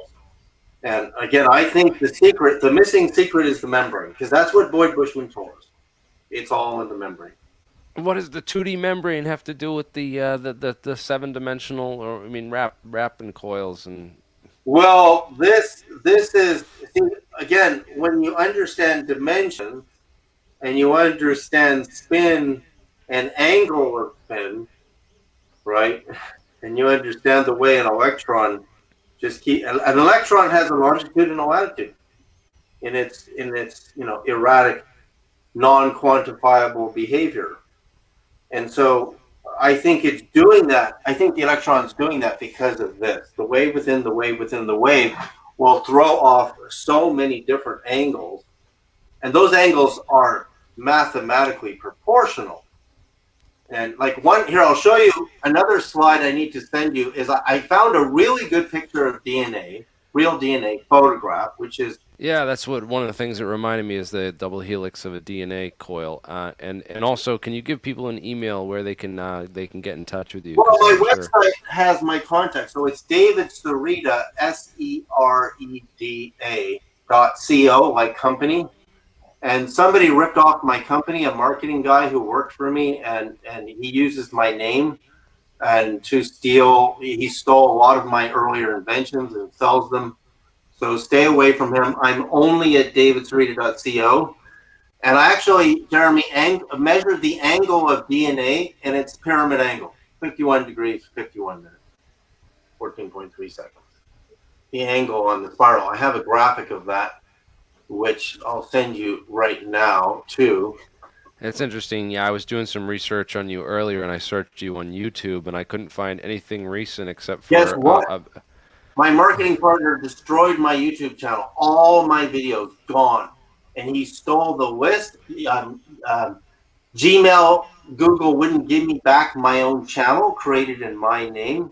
He stole my all my subscribers and he markets to them and they actually follow the guy. They're freaking stupid as heck. And all my videos are gone. They're all gone. So Yeah, is he doing anything for, pushing disclosure or anti-gravity, no, or no, is he no, just nothing. like, He's just a guy. He took $3 million in our company, and he was supposed to share half of that with me, which is supposed to allow me to do my real research. He took it all for himself, stole everything. So, wow, and then yikes? his name is he goes by the name David Wong. You can see him on Facebook. The guy's a criminal. He stole my staff of Moses. He stole all my measurements. As I said, you got to do everything yourself. Either do it all yourself, or you got to join the right team and work with a team on a common goal. I think we're on team Get Off This Planet, and that's like I don't like the drama and stuff. We've got some of that going on, but we try to just say, hey, look, everyone's got something valuable to share with the rest of this community. That regardless of whether you're selling healing crystals or magic wands on your website, and what the scientific community might feel about that, because we've got some criticisms too, from people Oh, you who should like, see how many people I've helped. I have taken people with cancer, freaking immobility of muscles. I've turned people's lives around with my stuff. And they can criticize all they want, but my customers are happy. They love my stuff. it's And crazy that all I could find with, like, I found immediately that guy David Wong, bad mouthing you, and I was hoping to ask you about that, because I'm well, glad it's you. bad nothing me because he stole my company. And he took all my inventions and he took $3 million of company money and stole all of it, half of which is legally mine. But the way the world is now with COVID, you can't get into the court systems. You can't get the police to do anything. He's committed identity theft, identity fraud, and then he stole. Like he does a video on the staff of Moses, and if you see my interview with George Norrie, a guy at TV on the staff, as a bio antenna extender of consciousness, this guy makes another video. He makes a staff with two snakes going up the side of it, which, again, the serpent is only a symbol in the books of Moses on the staff, right? And God told Moses to put basically a brass or a copper coil on a pole, which is exactly how Tesla demonstrated radio at the Chicago World's Fair. He used two copper coils and they communicated with each other, Yeah. and that was the beginning of radio. Well, that's what God told Moses to do. Well, this guy stole my measurements, he stole my wavelengths, he stole my pyramid measurements, made his own video, and said he did it. And people believe him. But he worked for me. It's kind of like Marconi working for Tesla and using all Tesla's patents to broadcast across the Atlantic and claiming he's the inventor of radio. The U.S. Supreme Court ruled June 21st, 1943. Yeah, that the Tesla Tesla was, yeah, not Marconi. Tesla, Lodge, and Stone, because Lodge and Stone designed the tuning circuits, right? The ability to shift frequencies and stations. And Lodge was a mystic. He was a spiritual mystic. So and Tesla's radio is a whole other discussion. Well, this was really valuable information that you share with us today, and I'm sure this is going to get way more views than that other video by your friend there. Well, he's not my It's friend. it, no, He's my yeah, clearly not your friend. Yeah, but I'm sorry, wrong choice of words there. He was A my criminal. friend. He claimed to be my friend. And then he stole my company and my inventions and my profit. And then he badmouthed me. Well, that's how it starts. Is they pretend to be your friend, and then Right. they're really it's really criminals that feel entitled He's to not like you, your. Jeremy. He's not a scientist. The guy doesn't know anything. He lies to people. He tells them, play this frequency and you'll be a millionaire. He's just a total retard. Well, But I mean, you don't you do experiments with your stuff, and you test it, and you're open to criticism. Obviously, like you have to be. you agreed to come on my show, You have to be open to criticism. But see, I'm not interested in being criticized to be proven wrong. I'm interested to be criticized so to that find the truth. to find the truth, right? I'm not Yes. saying I have all the answers. I'm sharing my data in a collective because I think if we come together more as a collective, which is what I tried to get Nassim Harriman to do through Foster Gamble, he won't do it. But Yeah, that would be great. I've been trying to talk to either Nassim or Foster to get them on. Mhm. Again, there's lots of people working on different things, but you're not there. There's lots of disagreement and stuff, and I think it's maybe it's better to have different teams, working on towards different goals as Yeah, well. that's a good idea. You got to and have stuff. people that want to work together. But the question is, are you getting the results? I mean, for the Right. millions and millions of dollars Nassim has had, what are your results? And if the results aren't there, then you've got to open up, right? Because he is going in the right direction theoretically to reach the quantum. But my theory, which is based on NASA UFO data, is these containers, the containment system in the membrane is transmitting inwards. But there's a differential mathematics there. There's a lot of math. It's not as simple as just putting a charge on the container and transmitting inwards, because you have to have the wavelength proportional to the transmitter, and it has to be the right measurement. So I've gotten so deep. I've measured all the temples, the Holy of Holies in Solomon's Temple, the Great Pyramid. I've calculated all the wavelengths coming off the Great Pyramid, and I'm interested in why UFOs are reported. Like Ryan Graves, when he saw the cube in the sphere, the UFO that was the cube in the sphere in the Atlantic. This was part of the big investigation, that hit the world. When I saw the cube in the sphere, I was really interested in that because that's your Holy of Holies. Your Holy of Holies. So I said, what was the diameter? And Graves only had an estimate, and his estimate was close enough to a Holy of Holies of 34.34 feet inner. So your outer might be 37 feet, 35 feet, depending on how thick that membrane is. We don't know. I was interested in why a UFO would be a particular diameter, and I went to the Billy Myers craft, and some of those were within the 35-foot, 34-foot range that I was looking for as well. And I could another time show you my analysis of the Meyer photographs, and there's very good analysis I've done there. So yeah, you believe Billy Meyer, and you believe Bob Lazar too, right? You're. I believe Bob Lazar's worked and got a job and got inside of Area 51. Is his data interpretation of the data correct? Not entirely, no. And then he was a young guy at the time, right? He's very young. He's younger than you are now, right? If you look at Max Planck, Einstein, Niels Bohr, their brains peaked at about the age of 40, and after 40, they were pretty much repeating the same stuff from that time on into their retirement. But you're at the age right now where your brain is peaking. 38 years old, you're peaking, which means this is the time to do your greatest work, right? Trying. Yeah. So maybe beyond peak, but nah, I don't know. Well, I feel again, sometimes. I appreciate experimentation more than mathematical theory. Now, mathematical theory is good, but my study of the history of physics is the mathematicians are always catching up to the data of the experiments. I got my buddy Jeremiah. I want to add him on because he's doing a lot of experiments and building stuff too. Good. And we're gonna end here soon on the stream and maybe go to after party time. But I did want to. Did you have any questions for David before we go?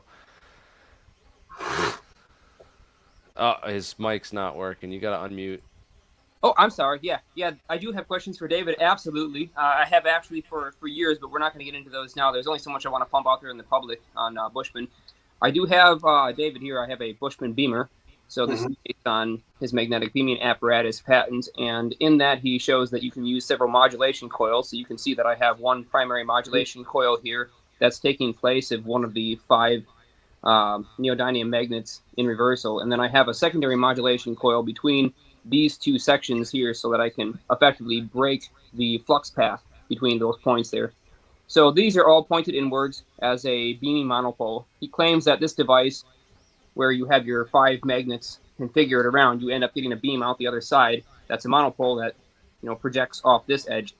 And so if you modulate that field with a field coil or a pickup coil, or if you place some kind of object between this and the other unit, that you get this beam linking effect. But we haven't seen anything like that at all. In fact, we Because your math is wrong. You don't have in your power source. You don't have your wavelength calculated for the geometry of what you built, and you have to have that right. That's what I mean. The flying saucers, the inner circumference of the saucer is an oscillating wavelength, right?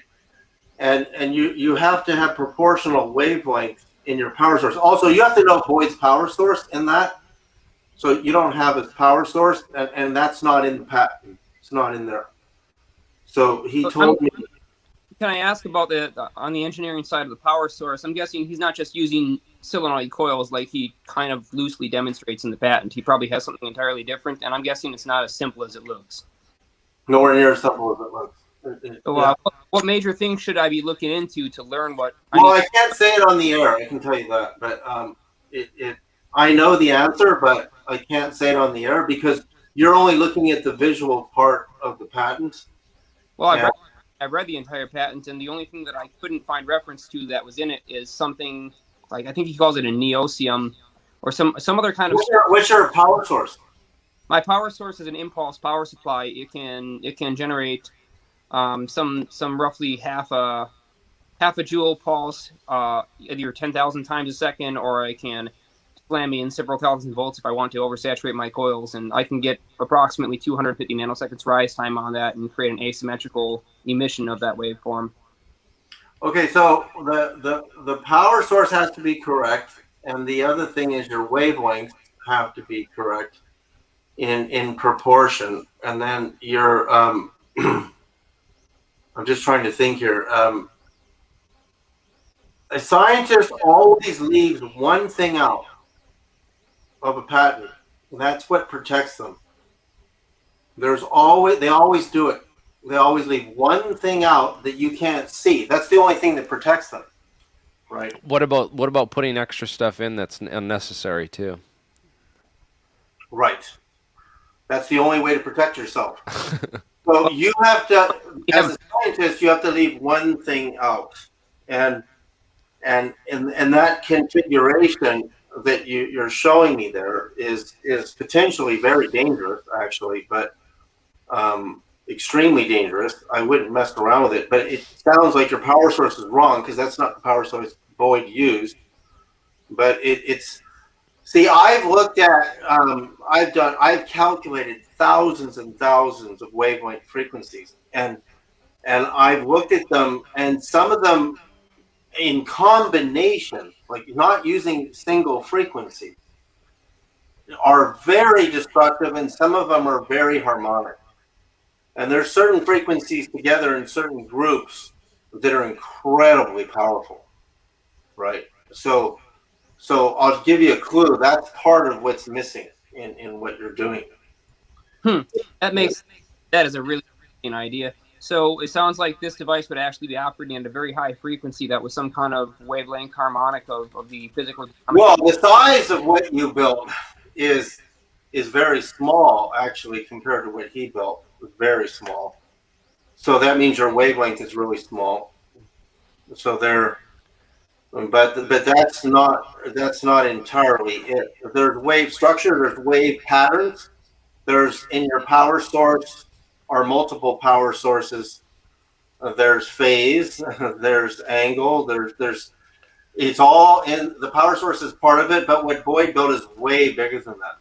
That's really small. What you built, I would to try to minimize the size and optimize the tech so that I can squeeze it into a smaller package, because I figure it should be scalable for the most part.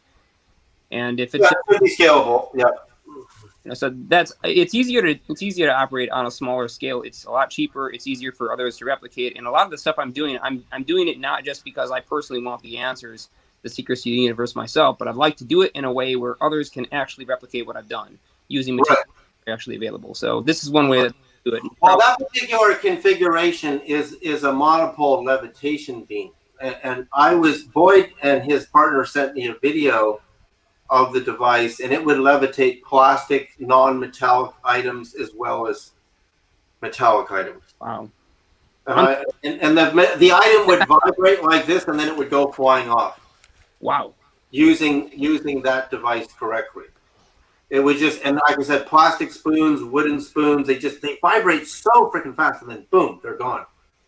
The monopole, that's a monopole levitation beam. But I don't understand how it could possibly work, because, how is it? Remember, you see, this is what they do in the patent. They're going to leave something out, and they might add something that isn't real because they want to protect themselves. Like when Boyd told me they found the crystal in the Roswell craft, which was in the membrane. And I said to Boyd, what is the chemical, formula for the crystal? And he said, I can't tell you that. This isn't another interview I have with him. I have a whole interview with him that was never published. It goes into what you're trying to make there. And I can't give you the formula of the crystal. But when Boyd died, he appeared in a dream to 3 people that were close to him. And I'm one of them, and he gave me the chemical formula of the crystal. Wow. And we all checked with each other. We all got the same thing. And I thought, how the heck did Boyd do this? Is he the Messiah? How did he appear to 3 people? He was so conscious. He was so aware, and give us the chemical formula for the crystal. What, all you had the same dream and then conferred with each After other? he died, and we conferred with each other, yeah. Boyd always communicated in this email. Who are the other people? Oh, there's like 30 other people on that list. In fact, there's another Boyd Bushman, believe it or not, who worked for Lockheed. And Boyd Bushman? Yeah, and he wrote me, and he told me what his patents were, which are different than Boyd's. Oh, you'll find both of them if you search. Yeah, there's 2 Boyd Bushnans at Lockheed. Are they the same spelling? Exactly the same spelling. Wow. They do that often. The CIA had 2 George Bushes. There's 2 Boyd Bushnans. And I know the other one. I don't know if he's still alive, because, he wrote me, the other Boyd Bushman wrote me, and he showed me his patents. He knows who our Boyd is. And he goes, those aren't my patents. But when you search Boyd Bushman patent, they're not all Boyd Bushman #1. Some of them are #2. Well, a totally different and unrelated question about Boyd to you. You mentioned earlier, and I completely agree, that this dream is only going to be accomplished through teamwork. That we have to actually. Yeah, no, we got to form a team, and I'm interested in forming a team. Thank you. I'm interested in forming a team where there's non-competition, just like John Bardeen, Will Bratley, and Will Shockley invented the transistor. And you should see some of their first transistors. One of them was liquid, and it worked, but they didn't know how to keep it hydrated. And then we had uranium transistors that came from Henry Moray in Utah. And I'm really interested in those. Again, you can make transistors out of different materials. And the first transistors were this big, and today there's billions of them in an Intel chip. You need a microscope to see them.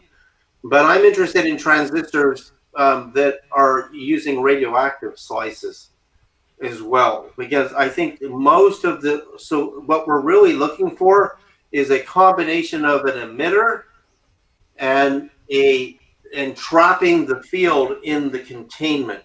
And that the secret to nuclear fusion is there as well, because fusion is confinement time, containment, and temperature, right? So you got to fuse your fuels, and the helium-3, which is a non-radioactive fuel that which my boss was fusing, was what it needed 1 billion degrees to break it down. But basically, heat breaks down the magnetic field, and when the magnetic field breaks down, you can overcome your repulsion, the pressure. And what you're doing in that experiment is I don't know if your magnets are configured right either. I don't know how you configured your magnets. All poles are facing in for each beamer. The 2 beamers are reverse pole. Okay, but which field, north, south? Which one did you use? I don't really go by the concept of north or south, but I can tell you whether it's clockwise or counterclockwise electron rotation. Yeah, but they're not all like fields either. So, well, okay, remember, just have a magnetic block of permeable material that's been idealized and centered so that I can maintain. No, it's great that you tried it. It's great that you tried it, but I sat with Boyd. I have this interview on this in my computer. I've never shown it to anybody. Because what would get you to give that to us? What could convince what we need you? to do is form an agreement that we're going to form a group of research with the express goal, just like the 3 guys who made the transistor did. What happened after they made their first transistor is Stanford, basically, all you have to do is modify something and apply for a new patent, and then the original inventors are gone, right? Because they took it to the next level, the next level, the next level. But even though those 3 guys changed the world, that was just the beginning. But if you follow the history of the transistor, again, you'll see the hydrated transistor interests me, because a hydrated transistor can interface with the brain, with consciousness, because we're water. We're 87% water. So, and our bones are calcium, which is a metal, and trace minerals like phosphorus. But again, there's a measurement of where the magnets are placed in you have the magnets here and you have the magnet here. There's actually a measurement. Has to be correct. You can't just... And weirder because the magnets themselves are basically one to one, so they're 1 inch diameter, they're 1 inch long, they're cylindrical, so obviously they have more. Yeah, they're 1 inch. So you got these guys here, right? Exactly. I have exactly those, and then they are all on adjustable bolts, so they're fully variable. What are your bolts made out of? What's that? Oh, the bolts are made out of aluminum. Good, that's good. And the nuts are all. I think they're really close. Washers. Your power source sounds. It's not what Boyd used. Yeah, what did he use? He just used a non-metallic, non-ferrous, or he used, a non-ferrous metal, He used a massive power supply. It's massive. Massive power supply. Oh, it's a lot of power, and it's only less than a second. It does its job. Well, yeah, this thing does its job in just a few nanoseconds initially, or I can stretch it out, like I said, to several hundred nanoseconds. But Boyd's power source is massive. So again, I've seen it. I was offered a demonstration of what it destroying a car, destroying anything they pointed at. And it looked like this thing, like on the out. The one that destroys stuff is different than that. That's the levitation monopole beam. So that one is supposed to produce levitation. And again, the video I saw of it that Boyd showed me shows non-metallic, non-ferrous objects like a spatula made of plastic, just and it took off. Wow. I have that video somewhere in one of my hard drives. I've looked at it so many times, and I was looking for fakery, but there's no way, if it was fake, that you could put a fishing line and get a spoon to vibrate that fast, like, and it took off. And seeing as it's not a publicly available video that everybody is there to, you know, benefit Boyd, Yeah, why we still- bother to fake something for such a tiny audience? We're almost getting off. You know, I might, if I lost the video because I have had so many hard drives go bad and I didn't back them up. I know where to get it because Boyd's research partner is still alive in Texas. I could ask him, although he's really old now. I'm not sure if I can get it, but You should go interview him before he, exactly. yeah, before too long. well, his research partner. I mean, if I write him, he'll write me back right away. But again, see, these things, you need funding, you need a lab, you need safety measures in your lab in case something goes flying, it could hit somebody. When you see the way these spoons vibrate at incredible speed and then they take off, you know, you could get hit by something like that. So you have to have safety parameters. You got to have your glass windows surrounding the reaction. You don't want to get hit by something when it goes flying. But again, they always leave something out. I wonder how much Boyd left out to me when he showed me the schematic and he showed me his power source and he showed me the demonstration. I mean, I remember they had this coil. They had this coil and it was glowing green. They weren't using copper. They had this glowing green coil experiment, and they showed it to me in Texas. I'm like, you know, they went way beyond copper, way beyond copper. They again, it's the properties of materials. You're assuming that the coil is copper, but maybe he used copper in the early days. But again, when you read the patent, that's a Lockheed patent. They're not going to tell you everything in that patent.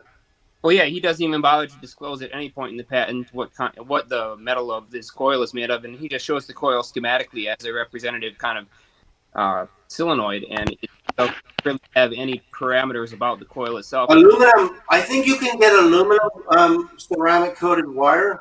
I think you can get aluminum. I think aluminum is paramagnetic. Again, there's different paramagnetic. Tungsten has super high paramagnetism, by the way. So look at your diamagnetism, paramagnetism on your metals for your coil, and that's part of the problem as well. Tungsten, bismuth is real. What is bismuth? Is bismuth?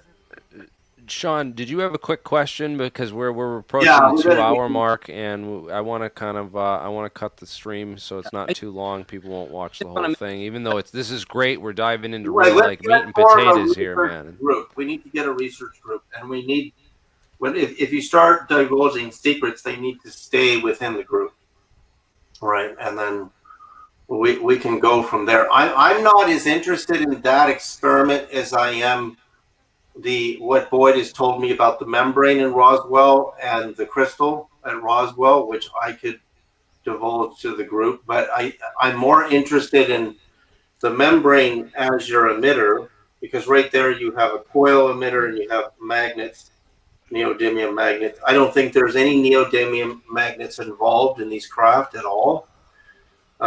Because essentially when magnets are like facing, you're trying to. The thing is, we kind of have a group going, and it's like the Aero Club. But what we're about is it's a disclosure group, so we don't believe in non-disclosure agreements because an NDA by definition is not disclosure. It's more of a trust, right? That nobody, because there are some harmful aspects to Boyd's technology. He's a weapons scientist. Boyd is a weapons scientist. Yeah. And he's also a weapon detection scientist. He's one of the fathers of what is it called? Infrared. Yeah, this is all the SDI stuff, the Star Wars Defense Initiative, where like counter ballistic missiles, counter nuke. His number one job at Lockheed was weapons. So I won't discuss weapons, in a public forum, right? But if we ever need to defend ourselves against China or Russia, then you can assume that Lockheed already has all this if they have their act together over there. I don't know why Trump didn't know about it, but maybe he did. Because when he was asked about Roswell, his answer was, We have a military the likes of which the world has never seen. That's his answer. That's his answer. Do you have any more questions, Jeremiah or One Tom? that I got that I wanted to ask David, Ah, still here, and that is about the Standale-Lorenzo. What you're talking about with wrapping a field inside of a field inside of a field, and you've seen. I'm sure you're very familiar with Standale's drawings and his three-axis coil where he has a round ring conductors, flat strip. He has a 45-degree sort of conductor wrapped around his toroid. He has another crossing 45-degree coil. So you have these two coils across each other, and then you have a third coil that's at a 45 degree to those two. So you have three effective axes that you can modulate your magnetic fields on. And he was effectively suggesting in his talks that if you take energy, you build it up in one axis, and then you take all that energy and you divert it to another axis, you get a coupling breaking effect. And this also allows you to produce a non-reaction force. I tested that, and I had massive sparks go flying out of it. Like it's different than this, right? It's not the same as this. No, it's not the same thing, right? But it uses the same principle where you have multiple. Yeah, the fields cross each other, but in that case, you only need 3 for the 3 axes. You don't need what would the fourth and the fifth do? Oh, that's so crazy. This is angle is so important. Like, look at what's called the Dendera light. That is not a light bulb, first of all. And look at the angle they're holding the two bulbs at. I tried to decode the angle because those are inductors, and the angle is so important. But the problem with the photograph and when a lens distorts it, I need to go there. I need to go to Egypt and measure the angle of the two inductors, right? There's a whole circuit there. And that circuit, I have another electrician that worked with me together on that, and he determined what it really is with me. And again, I can't share that yet, but I think we want to rebuild that circuit that we're seeing in what people think is a light bulb, which is not a light bulb. But angle is very important. Like the 26.3 degrees ascending descending passage, pyramid angle 51 degrees 51 minutes 14.3 seconds or 25 seconds. The angle is a huge part of it. It's a huge part of it. And it's the same when you're placing those magnets facing each other. I know how sensitive neodymiums are, but if you're off by a millimeter, you've got distortion. I mean, the flatness of the plane of the two neodymiums coming together has to be so freaking perfect, because when you have two of these things, look what happens when you change the angle on these two things. Like they're so sensitive, right? So if your angle is not perfectly flat, it's not going to work. This has to be engineered precisely. You can't hand make this stuff. You have to make a CAD drawing, and those two neodymiums mounted on the aluminum, they have to be perfect. And then you have to, Boys is way bigger than what you did. And then I guarantee you, if you play with two neodymiums, you can see if they're off by a freaking half a millimeter, you're going to have distortion. It's not perfect. It has to be perfect. And only, machine tools can do this. So your form that your magnet's on has to be perfect. And so the two neodymiums they can't line, and this side and this side, if they're off by just a smidgen, you saw what happened. No way. It's not going to work. That's They have to be freaking perfect. And again, your mold, your form, if you build a crude form and it doesn't work, you'll say, well, what Boyd said isn't true. It doesn't work. Well, he's got a Lockheed patent on it, so we're missing something. So you have the perfection of your two magnets, your four magnets opposing each other, and the one behind it, and then you have your coil, your power supply, and then you have to measure your space. And again, angle really interests me tremendously. The Egyptians, every Egyptian hieroglyph, there's angle. There's the angle of Sokar's back. There's the 369, right? 30, 60, 90 degrees is in a Fibonacci rectangle. A very particular part of the Fibonacci sequence, the rectangle is 30, 60, 90. Tesla said 3, 6, and 9, 30, 60, 90 degrees in the same rectangle. Hypotenuse, you take your rectangle, you take your hypotenuse, 30, 60, 90. and I think that's a 3-5 ratio rectangle. 0, 0, 1, 1, 2, 3, 5, 8, 3, 5, 8, 3, 5 is not quite full Fibonacci yet, but the 3-5 angle produces 360 and 90 on the hypotenuse. And the three angles, 90 degrees, 60 and 30. I've measured all the hypotenuses and all the Ark of the Covenant. You know, the Ark of the Covenant is a 3-5 because it's 1.5 by 2.5, which is the same as 3-5. It's the same ratio. So angle, I've measured all the hypotenuse angles in the Ark of the Covenant. You know, and I also do a lot of math in ratio. Like if you take the King's Chamber sarcophagus, nobody's done this. Only Lemaisurier's measurements, 10 decimals of accuracy. X, Y, and Z on the outer sarcophagus is 1 to 34 exactly to the finished height of the pyramid. So why is 1 to 34 so important? Well, the Holy of Holies is 34.34 feet using a Hebrew long cubit. It's exactly 34 feet. So why 34? Ratios. So ratios are immensely powerful in magnetic field arrangements. They're immensely powerful. So we only know that we know the golden ratio, but there's a lot of other ratios in the pyramid math that are extremely profound. And again, when you form, you know, the research, again, I don't believe in NDAs either. I don't care about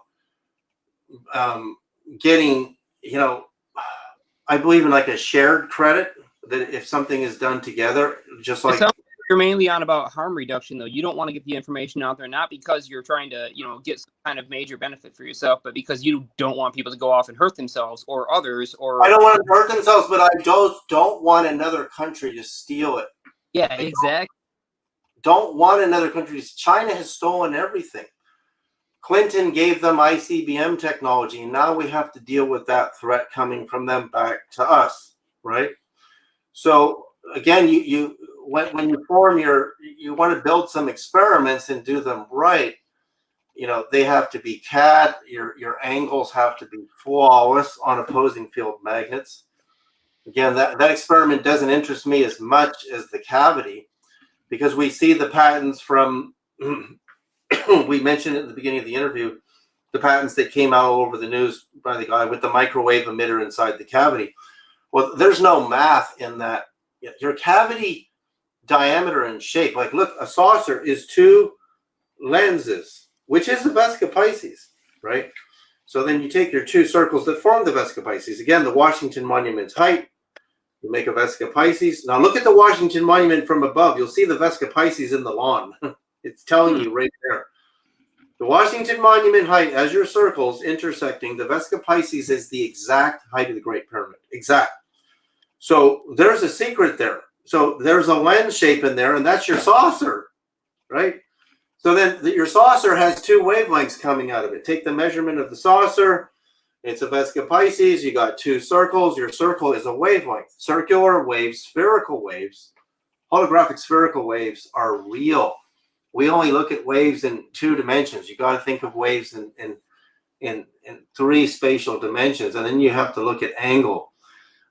Angle is tremendously powerful. The angle you hold in a magnetic field at proportional to Earth's magnetic field, very important. You're going to get different data when your magnetic field is you know, the angle of where you hold your north south on your magnetic field. Very interesting. That's all information that I haven't really had anyone emphasize to me before, so that's super curious to look into. So much to play around with, and you got to play, right? The math isn't always going to give you the answer. You got to play, and again, copper, aluminum coil may be more interesting than copper. I wanted to get tungsten wire, but tungsten is I got a piece of tungsten wire, but you can't bend it; it just breaks. And so you would have to have a tungsten coil cast, right? Because we used, you know, this experiment that was in the FBI files. Well, not necessarily. You could use thin tungsten filament wire, and you could just simply make a Litz wire style larger conductor if you needed more current handling capabilities along a certain axis by using thinner strands of tungsten, and that works perfectly fine. Good. See, this is why we're here together. So, the kid who got the flying saucer to fly in the FBI files had a tungsten emitter tube, and he put the two halves of the aluminum together. But the aluminum wasn't circular on the inside; it had these V-shaped. And of course, the wave would do this in there, right? Because your wave is coming out. It goes into all these V-shaped cavities. He had some very interesting cavities, this kid. And apparently it flew because the fire department came and put out the fire. So the aluminum got really hot and probably the tungsten wouldn't melt. So his emitter is tungsten. And again, if you use bismuth, it's a low melting point. It has amazing properties. Maybe it functions as a liquid like mercury does, right? Like they found mercury under the pyramids in Central America, mercury pools. And mercury interests me a lot. On that tungsten wire, I wouldn't give up on the idea of actually wrapping something with tungsten. Mm-hmm. I've worked with tungsten before, and what I've found is it's just not forgiving for mistakes. You have to do it right the first time, or you have to completely re-anneal it before you bend it again. Oh, all right. So, and titanium's kind of similar like that too. Titanium, if it's annealed, you can bend it, but as soon as you start bending it, it gets really brittle, and then it wants to break if you try to bend it back. So, see, I need a 3D printer to print tungsten, quartz, in layers, just like the way you make a crystal oscillator or transistor. So your membrane has Casimir effect. There's properties there's a differential, just like the way you make a battery, right? You can't use, you've got to have differential materials in your battery, copper, zinc, typical anode, cathode, but you got to form a differential. So again, you got to get one of these 3D printers that will print a tungsten quartz. I mean, I got a sample from, what's the guy at Roswell? I'm trying to remember his name because he was in the recent movie that was done. He gave me a Roswell sample, and when it was spectral analyzed, it was aluminum silica. That really interests me. And again, what kind of aluminum? There's so many different grades of aluminum. What did this kid use in this experiment, that the FBI pulled up from the J. Edgar Hoover days? What and why did he have these cavities? I'd have to do a drawing of it for you because I haven't been able to find it. It's actually in my film From Here to Andromeda. In the whole length of the film, if you can get it online, because that was stolen from me too. But there's a scene where I'm showing these FBI files and this kid and his saucer on Magnolia Boulevard, and you see the picture, and you'll see what the cavity looks like inside, the way it was shaped. So it was circular on the outside and had these triangle wedges on the inside. And I tried to imagine, like, how did he think of this? Who cast these two freaking parts for this kid, 30-something inches across, right? How did he do it? And it flew on July the 8th, 1947, and crash landed on Magnolia Boulevard, North Hollywood. I think it was North Hollywood. And why did it fly? And where did this kid go? Where did he get a job? Is there any There way was that supposedly another crash too in Texas. Yeah, But I don't know this that you're talking about that you've been referencing the entire time. Hey, let's do a part two, Jeremy. Let's do a part two because I got to go for my kid. yeah, man, it's getting 2 hours. I'm going to end this broadcast here, guys. Special thanks to a round of applause. Let's give a round of applause while we have the audience here anyway. Everyone. Thank you, guys. Thanks for being here. It takes all of us together to do this. And Stick around, guys. We're going to have a little after party and stuff, and I'm going to end the broadcast there. Thanks for watching, guys, and you've been a great guest, and